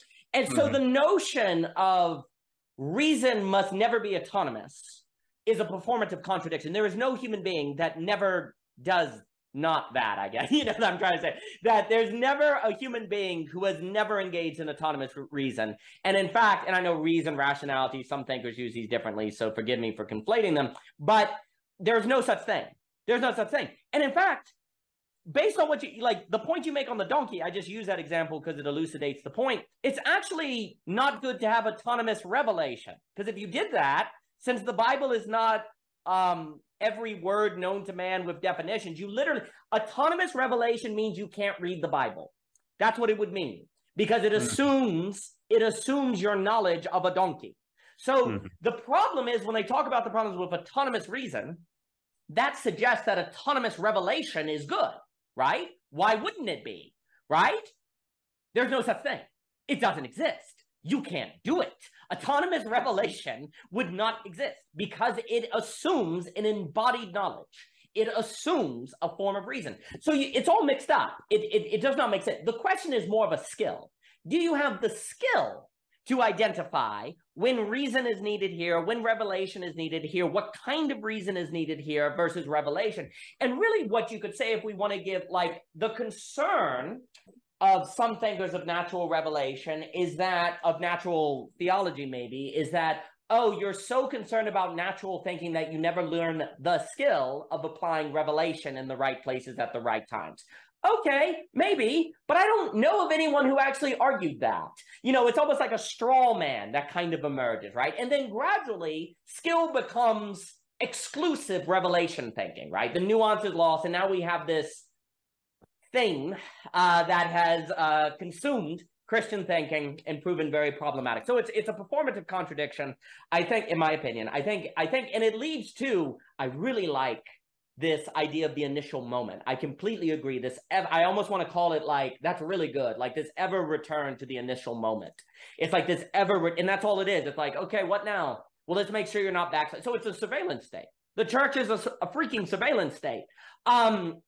And wait a minute, I thought the whole reason you guys don't like the government so much, I thought was because they're in your business all the time. It's like a surveillance state. Well, you're basically theologically setting the church up to be a straight surveillance state. And it is this ever return to the initial moment, a paranoia. And then just to make, I think what ends up happening, it would be a different topic. Like then just to make sure the church always has something to do, it's almost like they also have to create this. And it gets into what you were saying on temptation with Jesus. What ends up happening is you're then morally responsible for what you feel. Because the reason why this has to happen is because you have no control over what you feel. And so you always are sinning. So an ever return to the initial moment is always needed. You see what I'm saying? So it's almost like that idea of temptation follows from a church that can only ever return to the initial moment, because that's only a valid use of church if everyone is always backsliding. Well, how do we make sure that everyone is always backsliding? By making them guilty of feeling temptation while Jesus doesn't. This, of course, is nuts. I agree with you. But it's almost like that. It makes sense that doctrine of temptation arose, because if all the church can do is ever return to the initial moment, then they need everyone in and I'll let you respond, although I have a million more things to say because you said so many good things. And I actually have no idea where the time is going. Because your book is so good. But it's like, I'd be curious what that idea what you talked about where like Jesus didn't feel temptation, like the Timothy Keller and all that different stuff. That problematic idea makes sense, though, if the only function of the church is an ever return to the first moment. Because then what it's doing, because you need the congregation to always be clearly in sin and to know they're in sin, and they know they felt temptation because you're human, I'm in the wrong, so I actually need an ever return to the initial moment. It seems like it almost follows and makes sense why those doctrines go together. I'm not sure. I'm thinking it as I'm speaking to you. I'd be curious what you think. Yeah, absolutely. I think this is awesome. So yeah, I mean, we've mentioned total depravity a couple of times, like this kind of Calvinist doctrine of everything we do is sort of riddled with sin. And, we part of it is we can't save ourselves, but it turns into, and nothing we can do even after salvation is worth anything. It's all filthy rags. And, you're right. That perpetuates the idea that there's zero progress possible. Now, one of the things that I originally found, I grew up in a Pentecostal tradition that was more of this conversionism. So back to that beginning point every time. As I was looking for something better, I found the doctrine of progressive sanctification, which is Christians can make progress. And I was like, this is great, because I want to make progress. And I also want like a more kind of gradual approach to Christianity. This just like, I need to have a conversion moment. Like every week is just like kind of killing me psychologically. Like I'd like to have some more stable progress of ordinary Christian living. And then at a certain point, without realizing it, I found myself in yet another kind of ideological Christian version of, we're not even doing that, which is you're already saved. You just kind of come back to your justification, and everything we do is riddled through with total depravity. So yeah, that idea of temptation as just the slightest flicker of desire, you're a sinner. That it just doesn't work if you believe in something called human nature. If you believe in human nature, then we're kind of pre-programmed. And there's a bunch of stuff, including even up to the sex drive, that is part of what a Christian has to call creation. The thing God created and then said, good. Well, you can't condemn people for that, because that's definitely, you'd be condemning God. So that just doesn't work out. But so then also, if you deny that we can have any modes of thinking or discourse outside of the Bible, then you don't have any categories like nature like psychology. Even, in one article, I was like, what about the theological concept of puberty? Oh, wait, that's not a theological concept. That's a biological one. And if you try to do your theology of, say, sexual faithfulness without the category of puberty, you're going to end up saying that, sometime around the age of 11, we just all become these terrible sinners. I don't know what's going on there. And before that, we really didn't have to pay attention to the seventh commandment. Now we really got to pay attention, which is true, but it's not because we're such terrible sinners. It's because that's how God made us. And marriage is supposed to be this kind of fulfillment of our nature, which is then where I get into the problem of homosexuality. Is if that's not, are people condemned to just be stuck, never obeying God, and everything they do is displeasing? But I think it's a general problem, as you're identifying, of if you can't acknowledge that we've got a human nature, something given that we don't call sinful, but we call good desire that sometimes goes astray in a more Augustinian way. No, it's brilliant. And I think this mistake, like you were saying on same-sex attraction, we Christians can't think it. Like, you can't think well, you were talking about, like, it's all it's all connected. That, this is one of the reasons I like your book, is because every issue leads to the other and feeds into one another. If you can't think political issues in a real Christian realist way, if you can't think of the category of agency, human agency, as the grounds of moral, ethics and different things like that, then you can't speak about anything in the political realm. You can't think about the penultimate at all. But then, to justify your, dare I say, mediocrity or irrelevancy in those areas, you then need a theology that makes it holy not to do those things. And so it all becomes one giant psychoanalytical kind of, by psychoanalytical, I mean, it becomes like a psychology operation to make it okay. Learned helplessness. Learned helplessness. Yeah, there you go. That's a great way to put it. And so, and I love what you were saying. No, this idea of, well, I'd really like progress. Is that a thing? Can we do that? It's absolutely the case. And Christianity, that the conversion moment is everything. How can you have maturity? How can you have elders? What is an elder at that point? I have no idea. And basically, if you're not converting people, well, this is what ends up happening. The missionary and the missionary is the holiest person. And everyone else, you're failing as a Christian, right? You're trying to build a community and a business and give people living, wages and helping them out. Well, you're part of the enemy. You're a bad guy, basically.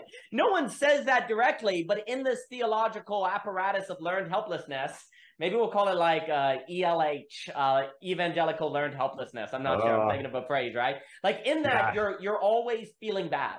You're always like, am I doing something wrong? You're like, no, it's good. Well, okay, every sermon I've heard has basically suggested that me being a business owner is bad. So why is it okay?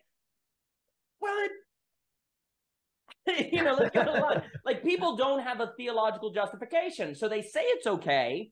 Theology, let's put it this way. Philosophy and theology, in addition to being necessary for living in the world, also have a kind of psychological role. If you don't have a theology that is robust, that makes it okay for you to own a business and not be a missionary, well, then you are going to feel uncomfortable with yourself. So there's a psychological ramification for a bad theology. In that psychological negativity, that might have impacts on your marriage, might have impacts on your children, might have impacts on your self-image, might have impacts on what you might do is at work. Instead of like going all in and becoming a really good business owner, you may hold back because you're nervous. You might not take risky investments. You may not invent things you would have invented because there's just a little uncertainty there that leads to a hesitation that then justifies fear that then leads to Christians not being leaders in the world. And you can read all day, like you talked about Niebuhr, and I appreciate you mentioning his brother because his brother is really great as well. Like, you have people read that stuff and say, yeah, but then they don't have a theology to know what to do with that stuff. Like, they may have a sense that it's important, but then practically speak, let's put it this way.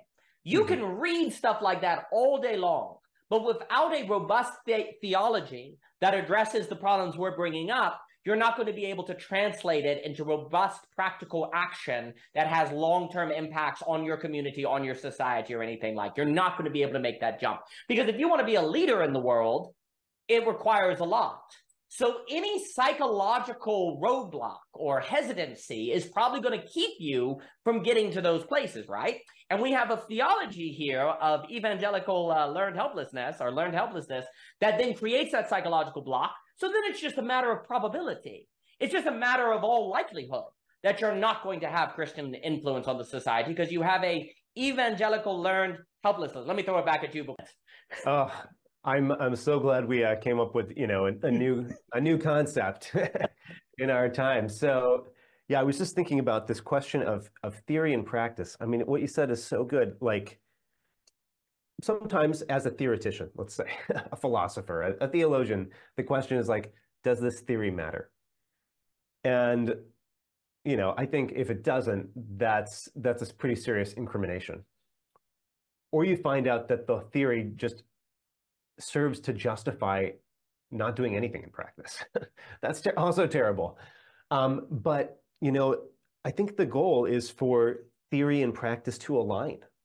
For example, the position I staked out in the book on same-sex attraction, that condemns a vast swath of the Presbyterian denomination I'm a part of, because they've staked out as their majority position the opposite position, the opposite version of the position.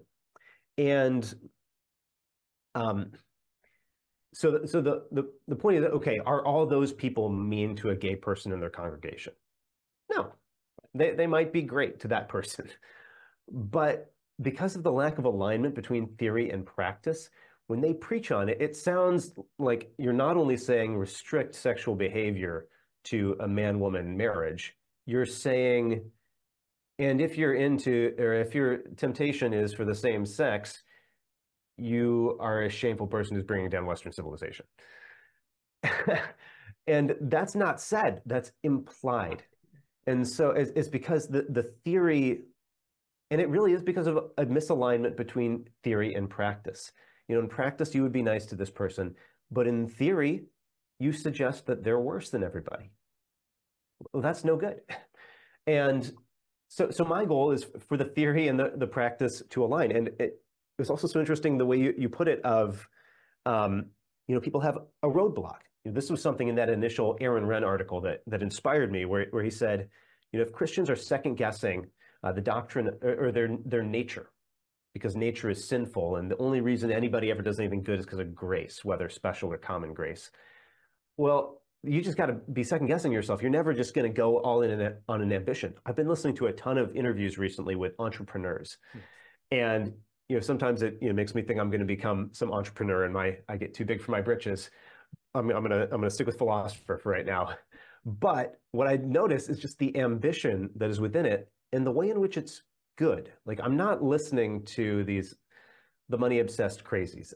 I hope not. I'm trying to listen to the people who are inspired by an idea, want to go see it enacted in the world, and they're never second guessing themselves as like, oh, I'm just too ambitious. I must be so sinful. I mean, even as they accumulate wealth, they're just thinking of more ambitious things that they can accomplish for the good. That's incredible. And this thing, I mean, we see this in society, like the ideas that get put out there, let's say about like toxic masculinity or about femininity, like the theory really affects people in practice. It really affects like what is honorable versus what is shameful, for example. And, there might be plenty of, bros who don't really care that, some academic says something about toxic masculinity. But, I've heard about these people. So, somewhere there's a young, liberal boy in in an urban center who feels like he's terrible just for being male, and fantasizes about cutting off some of his parts. Like the bad theory has real serious psychological implications for people. So getting theory right is not optional. Like it doesn't mean that everyone has to be some sort of genius to be able to live a good Christian life. I mean, what I'm trying to get back to is actually the theory can be a little bit more toned down, like imitate Christ. You have to, yes. And it's really good, and other people should join you in that as well. That's not too convoluted, No, and that's beautifully put. Well, there's something about theory and agency that is connected. Without a theory, it's hard to have agency. And if you absorb your theory from the society, like Ayn Rand would talk about, like philosophy, if you don't do philosophy, you're still going to have philosophy. You're just going to absorb it like secondhand smoke. That's exactly what occurs. I think Mr. Hunter in Change the World is mentioning this with the faithful presence downstream and different things. But I appreciate Ren's complication of that picture. And actually, that would be worthy of a 9-hour discussion because that's really important on those tensions there. But anyway, theory matters. But the problem is, if Christians don't actually truly believe in agency, then theory doesn't have a role, because theory has so much to do with agency, the ability to understand the world and to change how you operate in it. But if you're guilty just the moment you feel something, which you don't have control over, then agency, the only thing you have free will over is returning to the initial stage. You have no freedom to progress. It's a very convoluted, it's a strange doctrine of freedom where you are free in Christ, but the only thing Christ does is the initial moment. So you're free to return to the initial moment, you're free to spread the initial moment, and you're free to acknowledge the initial moment. Well, that's it. That's your freedom. Well, that's not a lot of agency. I feel like a cow in a field that's about this big. I can move around, but the fences are really close. Not a very robust doctrine of freedom, but it's enough of a doctrine of freedom to where you can genuinely convince yourself you believe in free will, or whatever that term means. It's a squishy term. I've gotten to the point where I've come to prefer agency to free will, and Rick was saying that, but it's a little better. That's a different discussion. But Christians have enough freedom in the return to the initial to convince themselves they believe in freedom and that you're free in Christ. But practically speaking, without an acknowledgement of reality outside of the church, that freedom looks like going to church on Sunday. So it's a very limited conception of freedom, right? Well, agency is more what human beings have, which means that just because you feel something doesn't mean you're necessarily a sinner. It's what you do with it. And what if agency is a muscle that you can train and get better at it and get better at your agency, right? Well, that makes sense, because when you're a kid, you're pretty impulsive. You tend to just do what you feel. And the whole idea of maybe being an adult is having more agency. You're less impulsive, right? Well, that seems to be what free will really is about, the development of a kind of muscle. And Christianity doesn't have a theology that allows the maturity of agency, so you can't have Christians that have more agency. So no wonder they're not agents in society or exhibit agency in society in forms of leadership, because you don't have a theology that allows agency, because your theology must also allow agency while simultaneously giving you the psychology to handle that agency and to exercise that agency. And if there's a roadblock and hesitancy, you're not going to use that agency. So it all becomes pathological. And theory goes a long way to creating agency, because it is not possible. All observation must be through ideas. Like if I say it's practical to use a hammer, that's based on an idea of using a hammer. You can't separate idea and practice. Pragmatism is always idea situated. It's simply a question of how idea situated it is, to what degree, what ideas, et cetera, so forth. There's no separation of practice and idea. And I think that's where Marcis Blondel in action, and that would actually get us back to Aquinas because he's big on Thomism. But before that, is that theory and agency really go together. And if you don't have theory, you don't have agency. And if you don't have agency, you're going to convince yourself it's possible to have action and activity in the world without simultaneously ascribing to a theory that you've just absorbed, not even thought about it. So what you end up doing is saying theory doesn't matter. That's for the college people, while you live out a theory that has practical impact on how you live out your life, that because you deny the role of theory, you're incapable to see. And if anything is total depravity, that's total depravity, ironically. Like the funny thing, I'm not saying that total depravity is a valid category in how it usually means, but the funny thing is, the idea of total depravity leads to a discounting of theory, because you discount all knowledge outside of Christianity, that leads to a handicapping in evangelical learned helplessness that actually makes total depravity seem true. What you fear is what comes unto you. You're afraid of total depravity. You think total depravity is true? Okay, you'll make it true. You'll act like it's true. And that then is precisely, humans are able to fall. I'm screaming now. Humans are able to fall into doctrine.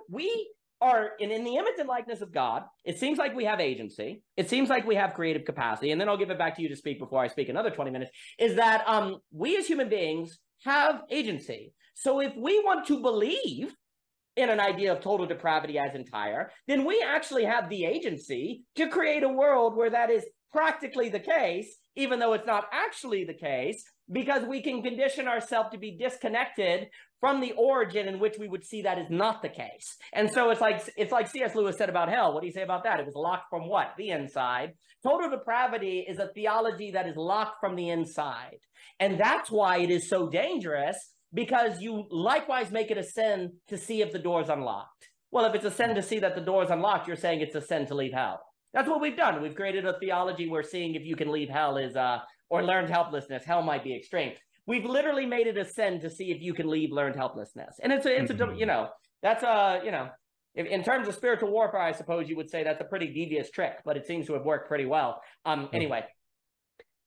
Yeah, I mean, remarkable observations. And yeah, you know, I'm thinking of a couple of things I wrote recently, which, you know, it's really coming out of the book, which is, you know, last year's essays, but just writing recently about Christian realism, which you mentioned, and Bonhoeffer is kind of voicing this and voicing the idea that kind of keeping your hands clean and trying not to sin and do nothing wrong is the same as never doing anything. Like, if you're going to take action, you risk being condemned for that action. You know, ultimately, you risk not being correct. There's no guarantee that you aren't, you know, sinning and, you know, that God is done with you. But there's no escaping that. There's no avoiding the risk of taking action. And there's a kind of freedom that he finds counterintuitively in the doctrine of justification by faith, which is, instead of thinking that beforehand, I can justify perfectly the action I'm about to take. Like, no one can fault what I'm about to do. By conventional Christian morality, nobody's going to have any quibbles with what I'm doing. No, you have to take a bold step and risk being condemned by even the people who claim to be on your side. And, you know, you might not even be sure that you're not sinning. But unless you have the freedom to do things like that, you don't have the freedom to do anything. And so I just find that kind of freeing, that there doesn't have to be this sort of fear and the Christian learned helplessness within us. And it does come back down to this idea of nature. The idea that total depravity in recent Calvinist theology ends up meaning that, you know, that good creation went down to 0% after the fall. It's totally corrupted. It's totally destroyed. And then they bring in this doctrine of common grace to bring back like 5%. It's like, yeah, I mean, that, you know, secular mama, she seems to love her daughter, but, you know, if God, you know, moved his hands, you know, she'd be like murdering and eating her child. And it's like, no, God made the world so that mamas love their child, usually. It's just like, it's kind of built into things. And, you know, if you feel that, you know, deep instinct to, let's say, feed your child, or to make love to your wife, or to seek a position of influence in society to do good things, ultimately, and some personal glory for yourself, that's how God built us, you know, apes as humans, with this built-in nature that's it's there and it's good, and it leads us astray, but evil is a negation. It's not the essence and principle of the thing. And we got to affirm the goodness of creation, which means the goodness of our nature, even though it's broken, and as Aquinas said, it's wounded, but it's not destroyed. And so we can live in accord with our nature, and that enables us to have agency, to take action, not to second guess everything. And I think you're totally getting to that point, and having a theory that allows you to take action, even if you might be sinning, that's essential. And apparently Protestant theology has something to offer there. So I think that is beautifully put on the idea of wounded, but not at all. That is excellent. Well, On the idea of kind of like the mother, like right there when you're saying on the difference between like wounded and destroyed, essence, negation. These are philosophical terms that people might go, oh, come on, guys. The consequences are unbelievable between the difference of saying evil has the power to destroy versus evil can only negate. What that means changes everything if you take it seriously. Okay. So for example, when you like, if indeed evil has no substance per se, it does not have a substance, that means evil only operates basically through deception or self-deception or channeling what exists in a direction that is self-destructive, okay? Well, so let's say that's true, that evil has to work through this methodology of self-deception. Let me just put it that way. Or deception, because Satan, deceiver. It's also very important. Satan is not a name, because names imply essence. Satan is a title. It's very interesting when you go through the Bible that Satan is more of a title. Like, I don't think God doesn't call it Satan. Like evil is always a thing that's there, but it's not given the dignity of a name. And that's important because when Adam names the animals, what is he doing? He's calling forth, he's recognizing the essence. The name is alignment with the essence. And so evil doesn't have an essence. Anyway, okay, so evil operates in the sort of deceptive function of self-destruction.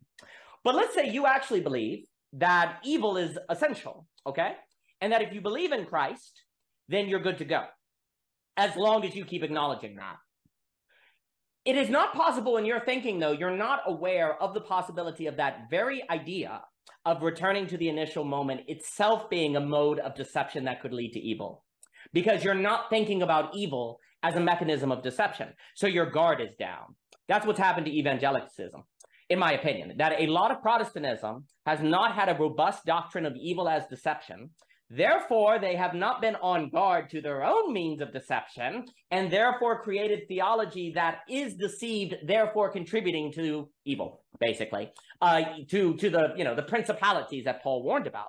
That's where, again, this theology is so consequential, because if your theology, basically, because this is what you end up doing. If you say, well, everything is fallen, everything is destroyed, well, who cares if you're deceived or not? It doesn't matter. It's destroyed if it's deceived. It's destroyed if it's not deceived. So your need to be paying attention to your mind's own tendencies of self-deception, your own tendencies of rationalizing, the incentive's gone. The incentive's gone. And so you end up incentivizing a Christianity that's destructive, or incentivizing a Christianity that is destroying leadership, or that is making homosexuals feel wrong just for having a certain feeling. That becomes okay.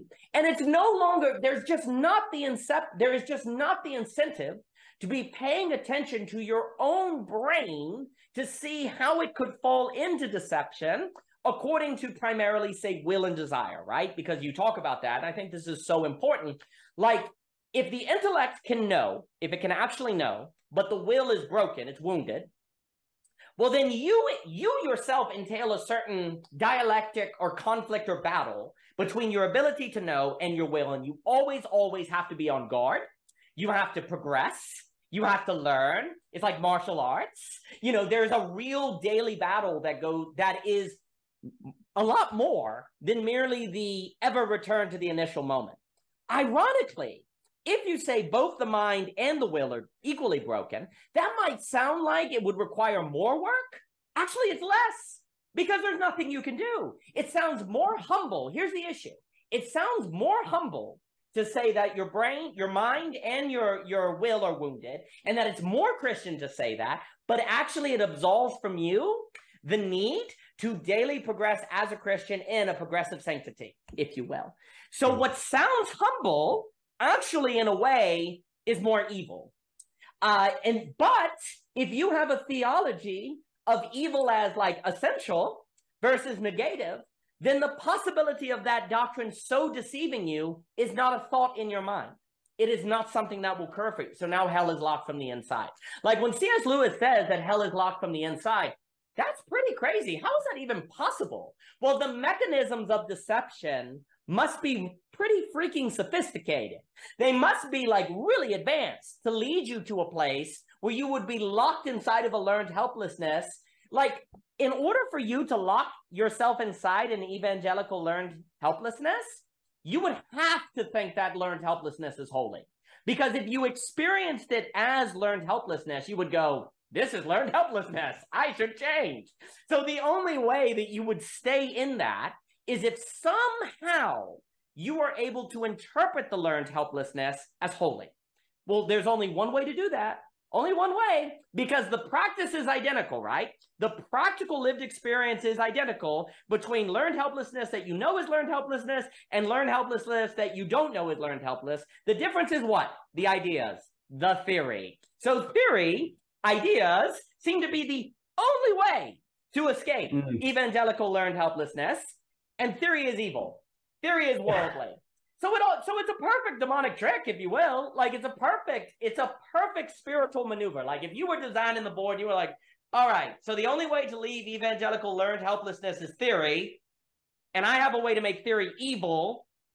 Bam, done. That's it. That's the game's over, basically. And that's how it kind of, for me, all comes together in these kind of different, and it's very psychoanalytic and let me throw it back to you.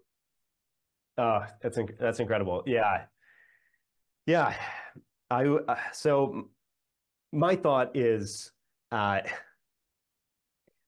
this doctrine of total depravity. This is part of this kind of contemporary presentation of Calvinism as tulip, where the first point is that you're totally depraved, and so, but really the only theological purpose there is this thing. It's unique to, let's say, predestinarian or monergistic traditions of Christian theology, which includes Thomism and the Dominican tradition, which has held that God is the primary sole actor. That in Calvinism, it's that, if the offer of the gospel were made to all people, they would all turn it down of their own will. It doesn't mean everything else. It doesn't mean nothing you do is good, even after you're saved, and nothing's worth anything, and your mind and will are totally destroyed. And it doesn't mean any of that. But I do think the words are the wrong words. I actually think what we need to focus on more, and this is kind of setting aside my own like specific Protestant tradition, is just like Augustine, the doctrine of original sin. And where I've kind of learned this most is from Alain de Botton, founder of Atheism 2.0, atheism that pays attention to religion, and his appreciation of the doctrine of original sin, which is very powerful, is that it means that we cannot judge other people because we are all in this boat where sin is kind of, a twisted will is just kind of built into all of us, and we can't blame even, the person you can't blame the person on the side of the road for his poverty, even if it comes from his addiction and bad choices he's made. Even that, comes from a place that we could understand on a human level and say, man, if I were in that position, there but for the grace of God go I. And I think this broader appreciation of the doctrine of original sin as something merciful, that we don't judge other people in this sort of moralistic way, but appreciate that all of what we do is broken and imperfect. So I'm saying, instead of using this as an excuse for learned helplessness, let's use this as an excuse to have a merciful take on other people and ourselves, and then just accept that this is endemic to the human condition. And so it isn't a reason for us to not do something. It's just like, this is baked in, that we all suffer from original sin. But, we have to pay attention to the use of these doctrines, to the use of theory. If the practical outcome is learned helplessness, something's going wrong. Yeah. If the practical outcome is being able to have a merciful take even on the worst of our enemies, to recognize that they're still human, and that this is all a fruit of Adam's fall, and we can't just blame it on this individual, that's a remarkable doctrine. He says you should adopt it even if you're secular. To me, that's amazing.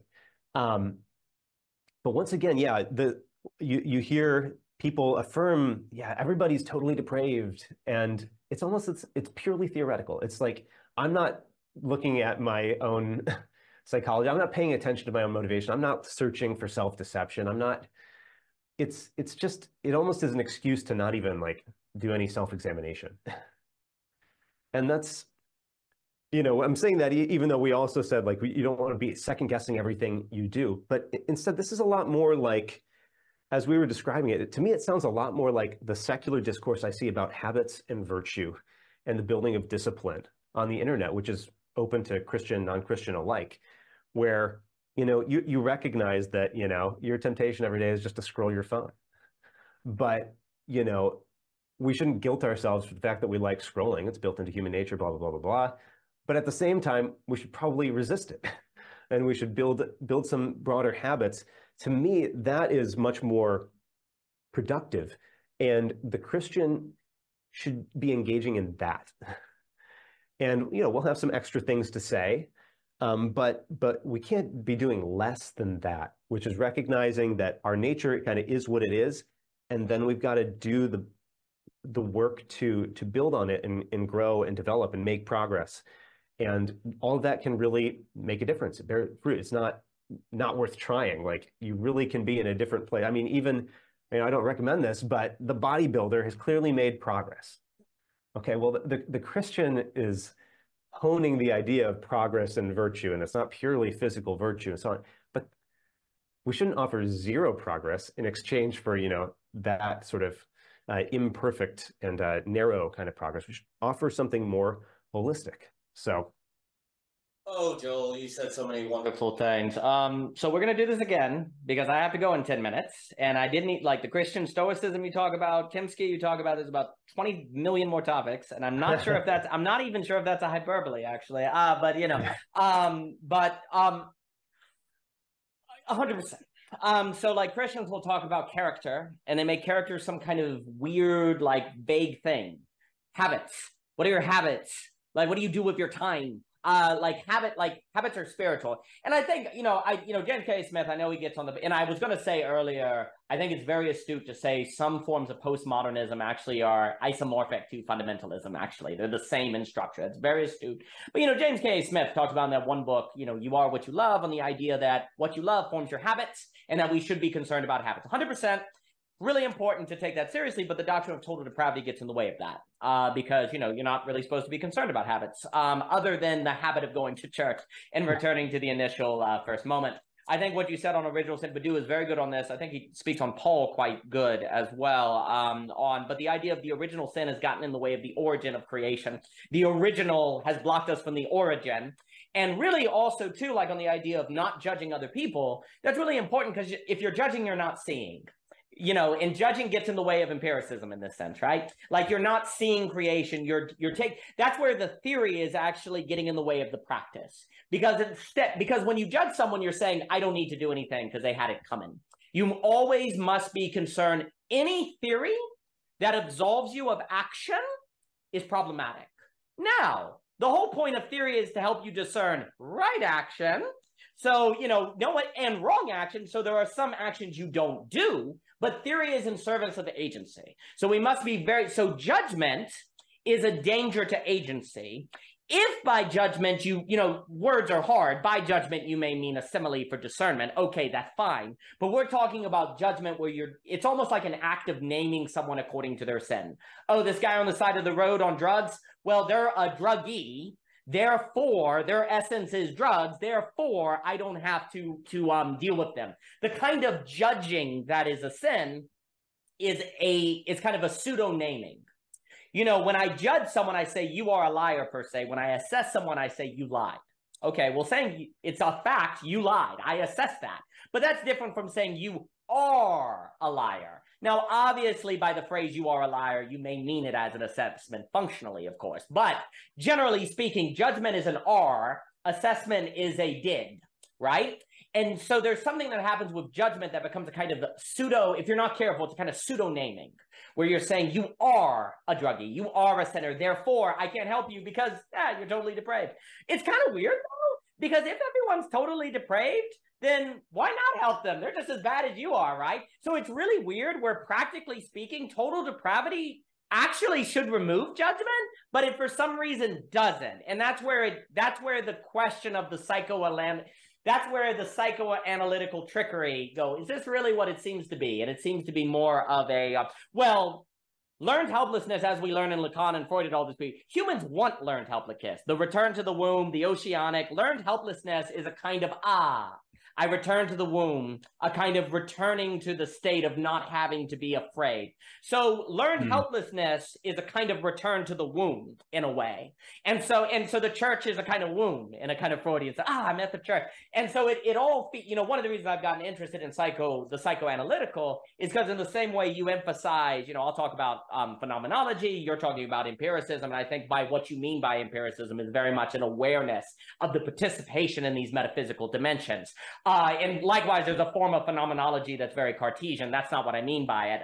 Words are tricky, though. But there's something about the psychoanalytical where something that you observe is these self-deceptions, these desire to return to the womb, the fundamental lack of humans that we are trying to avoid, which, funny enough, total depravity sounds like lack in Lacan, but actually it's a way to avoid it.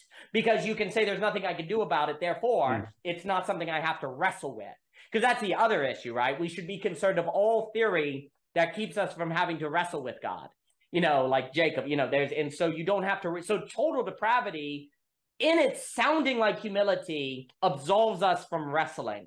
A few more things. I think also with the bold step, that's so big because what we see in Jesus is like, okay, obviously I don't agree with the Hindu that in Hinduism, right? What Jesus teaches is that you must be able to disagree, but never hold back, okay? So you don't hold back from the Hindu because you disagree. In fact, you go all in. Jesus has this model of this kind of, yes, you don't say everything they believe is the same, but you don't hold back. Here's the problem.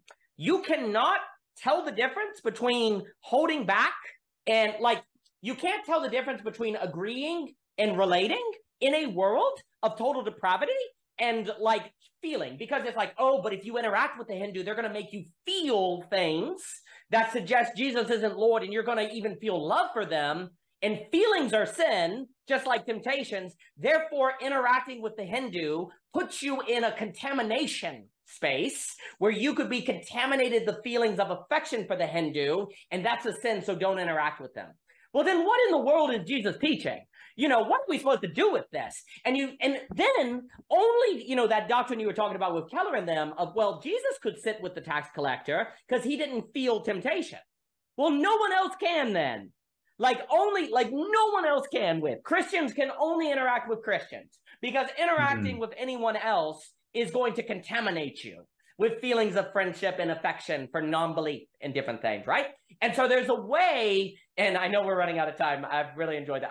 Pastor, I want to talk about penultimate things and ultimate things. And Aquinas, and you can't have, without the right theory, without the theology, there's no possibility of disagreeing and yet not holding back. There's no possibility of this. And I feel like Jesus models this very much.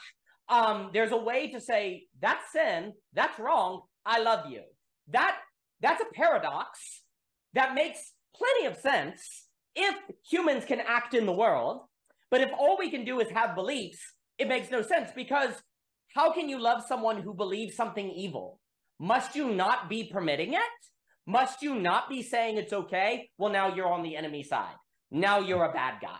And so there's no way you can't do what you see Jesus doing, practically speaking. You can talk all day about it, but you can't actually do it. In fact, the only way the evangelical with learned helplessness can interact with the non-Christian is a non-Christian who is more disabled, honestly.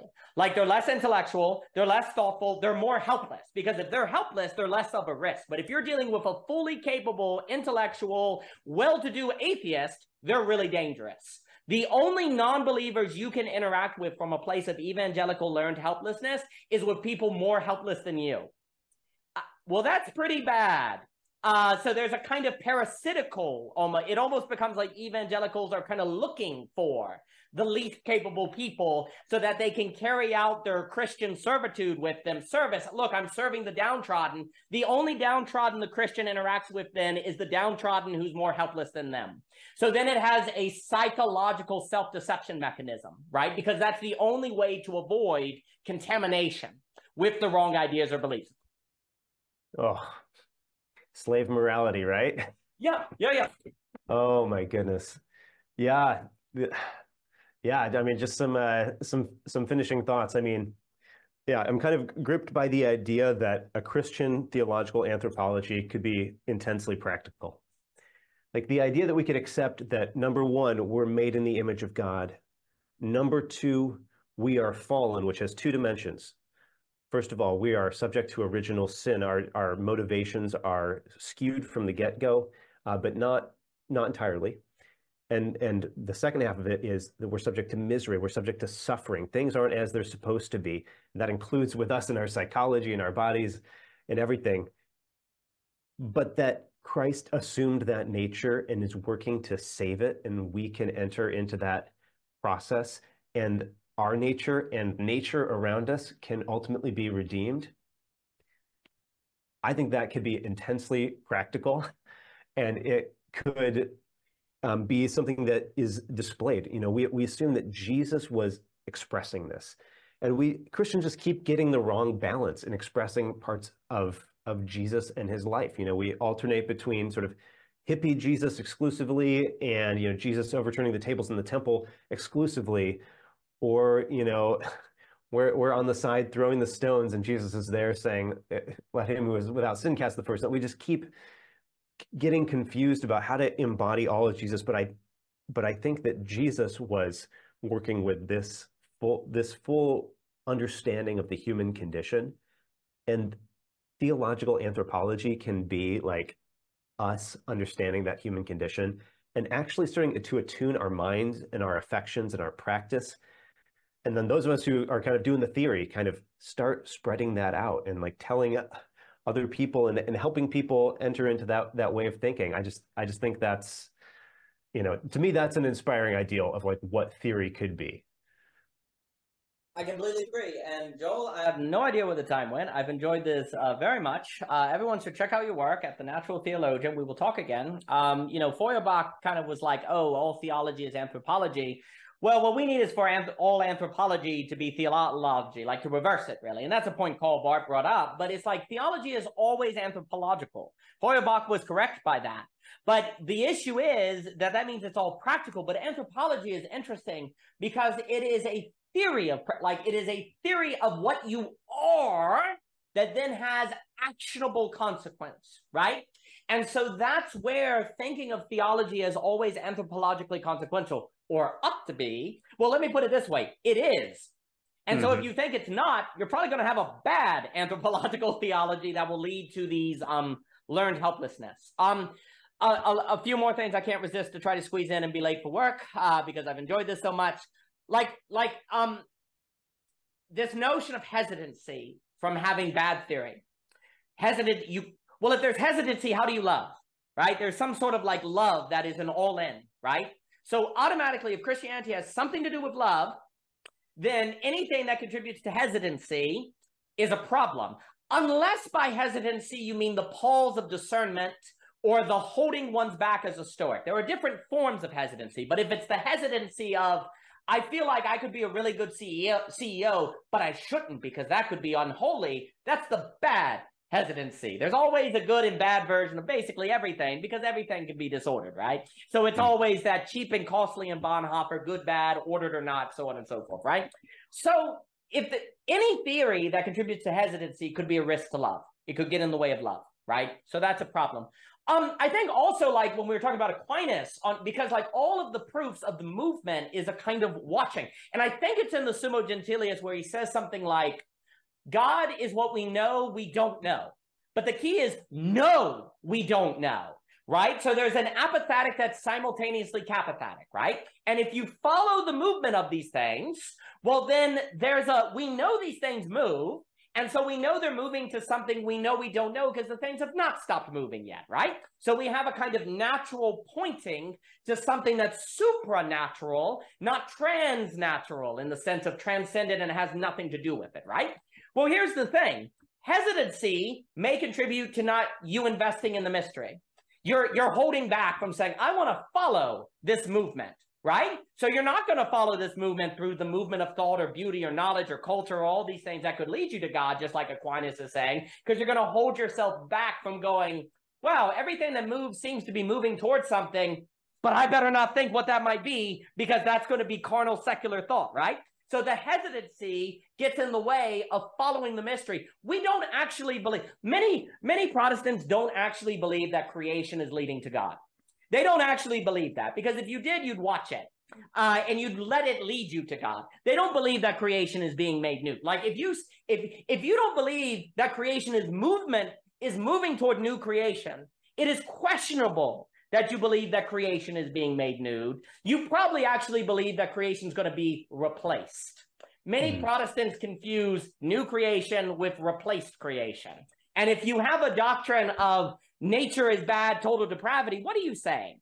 You're not saying that creation is going to be redeemed. You're saying it's going to be replaced. That's a problem. And we have a Christian replationism, kind of, if you will, in the backbone of our theology. I'll throw in an extra 10 minutes because I know I'll give you a chance to speak. But so there's a kind of like, we talk about resurrection, but actually we believe in replacement if we're not careful. This is dangerous because hey man, if creation needs to be replaced, the transhumanists are all over it. The Neuralink, we're going to replace creation real good. We do not have a robust theology to stop transhumanism if you're going to be talking about replacement. If everything's totally depraved, how are you going to stop any of this sort of transhumanism? And now there are different forms of transhumanism. I have a friend named, like some people by transhumanism actually mean something more like hyperhumanism, which is using technology as a tool of conveniality. Words are hard. I'm not critiquing that use of the term transhumanism, but the replacement transhumanism, Christianity has nothing to stop that from a place of total depravity. And so it's very important not to have that. The last thing I'll say, and then I'll pass it to you for the last 10 minutes, is that on Bonhoeffer, on this idea of penultimate, it's not a dualism, because here's the trick. Your participation in the penultimate determines your relation to the ultimate. So this idea of like works. Okay, so like literally the way you relate to politics, that shapes your habits, shapes your character, shapes who you are in your beliefs, of which determines your relation to the ultimate. You can't separate the penultimate from the ultimate because the penultimate is the training ground and the conditioning of your relation to the ultimate. If you ignore politics, that says that your faith is not, you believe your faith isn't strong enough to be influenced by politics and not destroyed. You're saying that your faith in God is not strong enough to handle interacting with the penultimate, right? Like the issue with the good work stuff. So like, is courage a work? Like not being afraid? It is a work, but it's also not a work that belief can save you without the blood of Christ, right? Like there's a whole, like faith has to be faithfulness. Faith as a Cartesian belief, it has to be faithfulness. It has to be a work in the sense, faith is a work, and the training of that work is in the relation to the penultimate things, which then conditions the work of faith in its terms of faithfulness to the ultimate. So if you ignore the penultimate, then you can't train your relation to the ultimate, because we are environment. There is no subject-object divide, right? There's no properties-object divide, right? So you are, as a Christian, in a world of penultimate things. So your relation to those penultimate things is the conditioning of your relation to the ultimate things. So if you ignore the penultimate things, your relation to the ultimate things is probably quite problematic. So you can't split them. And then it's not by chance that a Christianity that ignores the penultimate then has a totally depraved relation to the ultimate, because that is how you have so conditioned your relation to the ultimate in concordance to your relation with the penultimate. I'll let you speak. Really, really wonderful. Yeah, I mean, so that sense of going back to one of the things you said, does nature and the created world around us, does this lead us to God? Or are we really just afraid that it'll lead us away from God? That's right. You know, I've just been thinking like, who is more pleasing to God? The Puritan who despises creation or the heathen who enjoys it?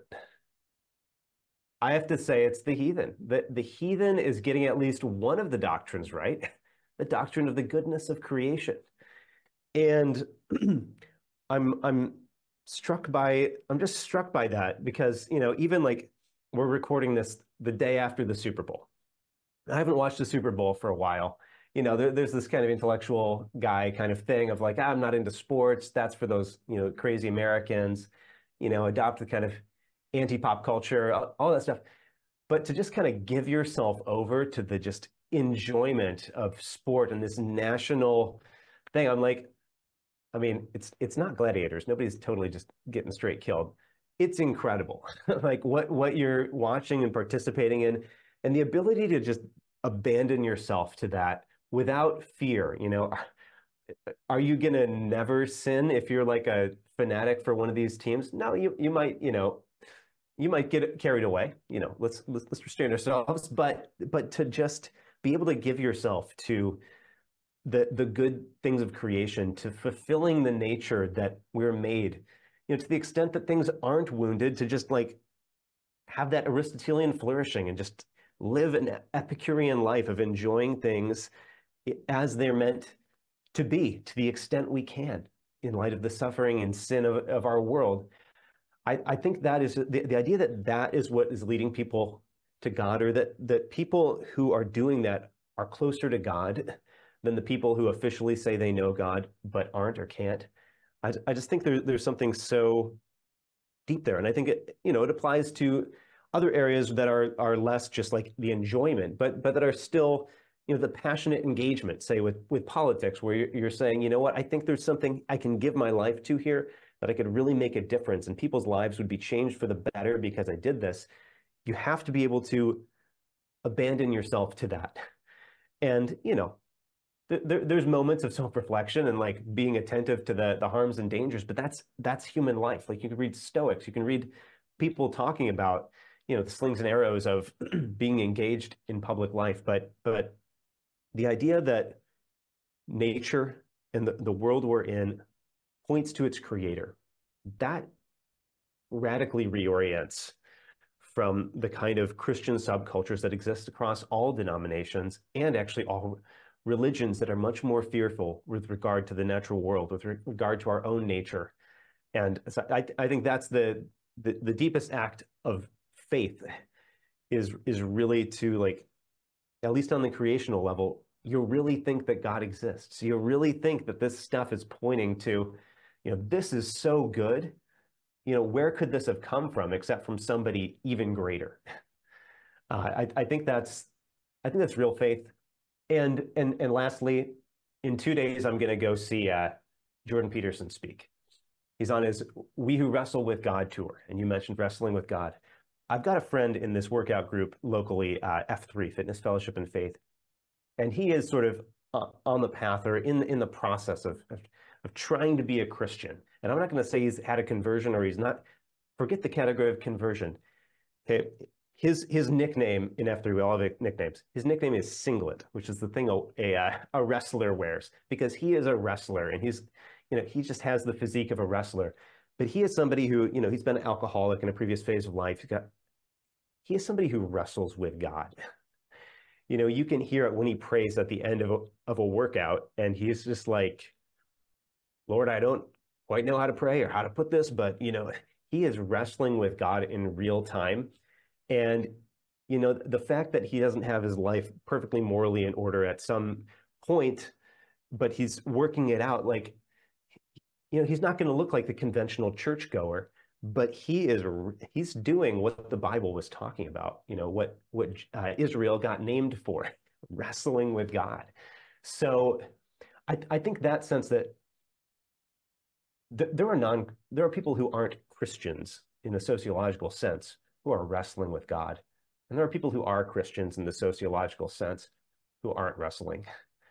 And the real distinction is between those who wrestle with God and those who don't. That's who's a Christian and who's not. That's extremely well put. And I think I heard you say once that what Jordan Peterson is doing is closer to like a Paul than many of the other, like going around and wrestling. And we don't read Paul as wrestling with, okay, so what do I do, Carini? You know, this bread that his other guy, there's a wrestling in Paul. We read Paul way too much as laying down dogma and objected to when he's laying down principles, but it's from a place of wrestling with things Jesus did not directly speak on in light of, okay, so Jesus was the fulfillment of the Torah. Okay, what does that mean? And how does that relate to these pagans? Like there's a wrestling. And also that I really like the emphasis on wrestling and not wrestling. I think that's beautifully put. And that's exactly right. I think also I love this emphasis you're putting on well, it's so much like how Christians must have a theology of giving themselves over entirety to something. If not, they won't be leaders, they won't be artists, they won't. You know, the giving over entirely is central. And currently, a lot of Protestantism, unfortunately, has a learned helplessness that makes it holy not to give yourself over. And I think there's a fear. But if you give yourself over, isn't that sin? Isn't that lust? Isn't that giving yourself over? Well, it's a topic we've talked about before. I think this is a consequence of the loss of the category of beauty. You know, Roger Scruton was big on beauty. What is beauty? Beauty is the thing you give yourself over to. Beauty is holiness in its highest form. And I think it is not by chance. Like all of this has also led to not knowing what beauty is. And beauty is the effort to achieve beauty and to be beautiful is a result of thriving, of giving yourself over to the Super Bowl. You can't be, if you can't get lost in something, then how in the world can you get lost in creation?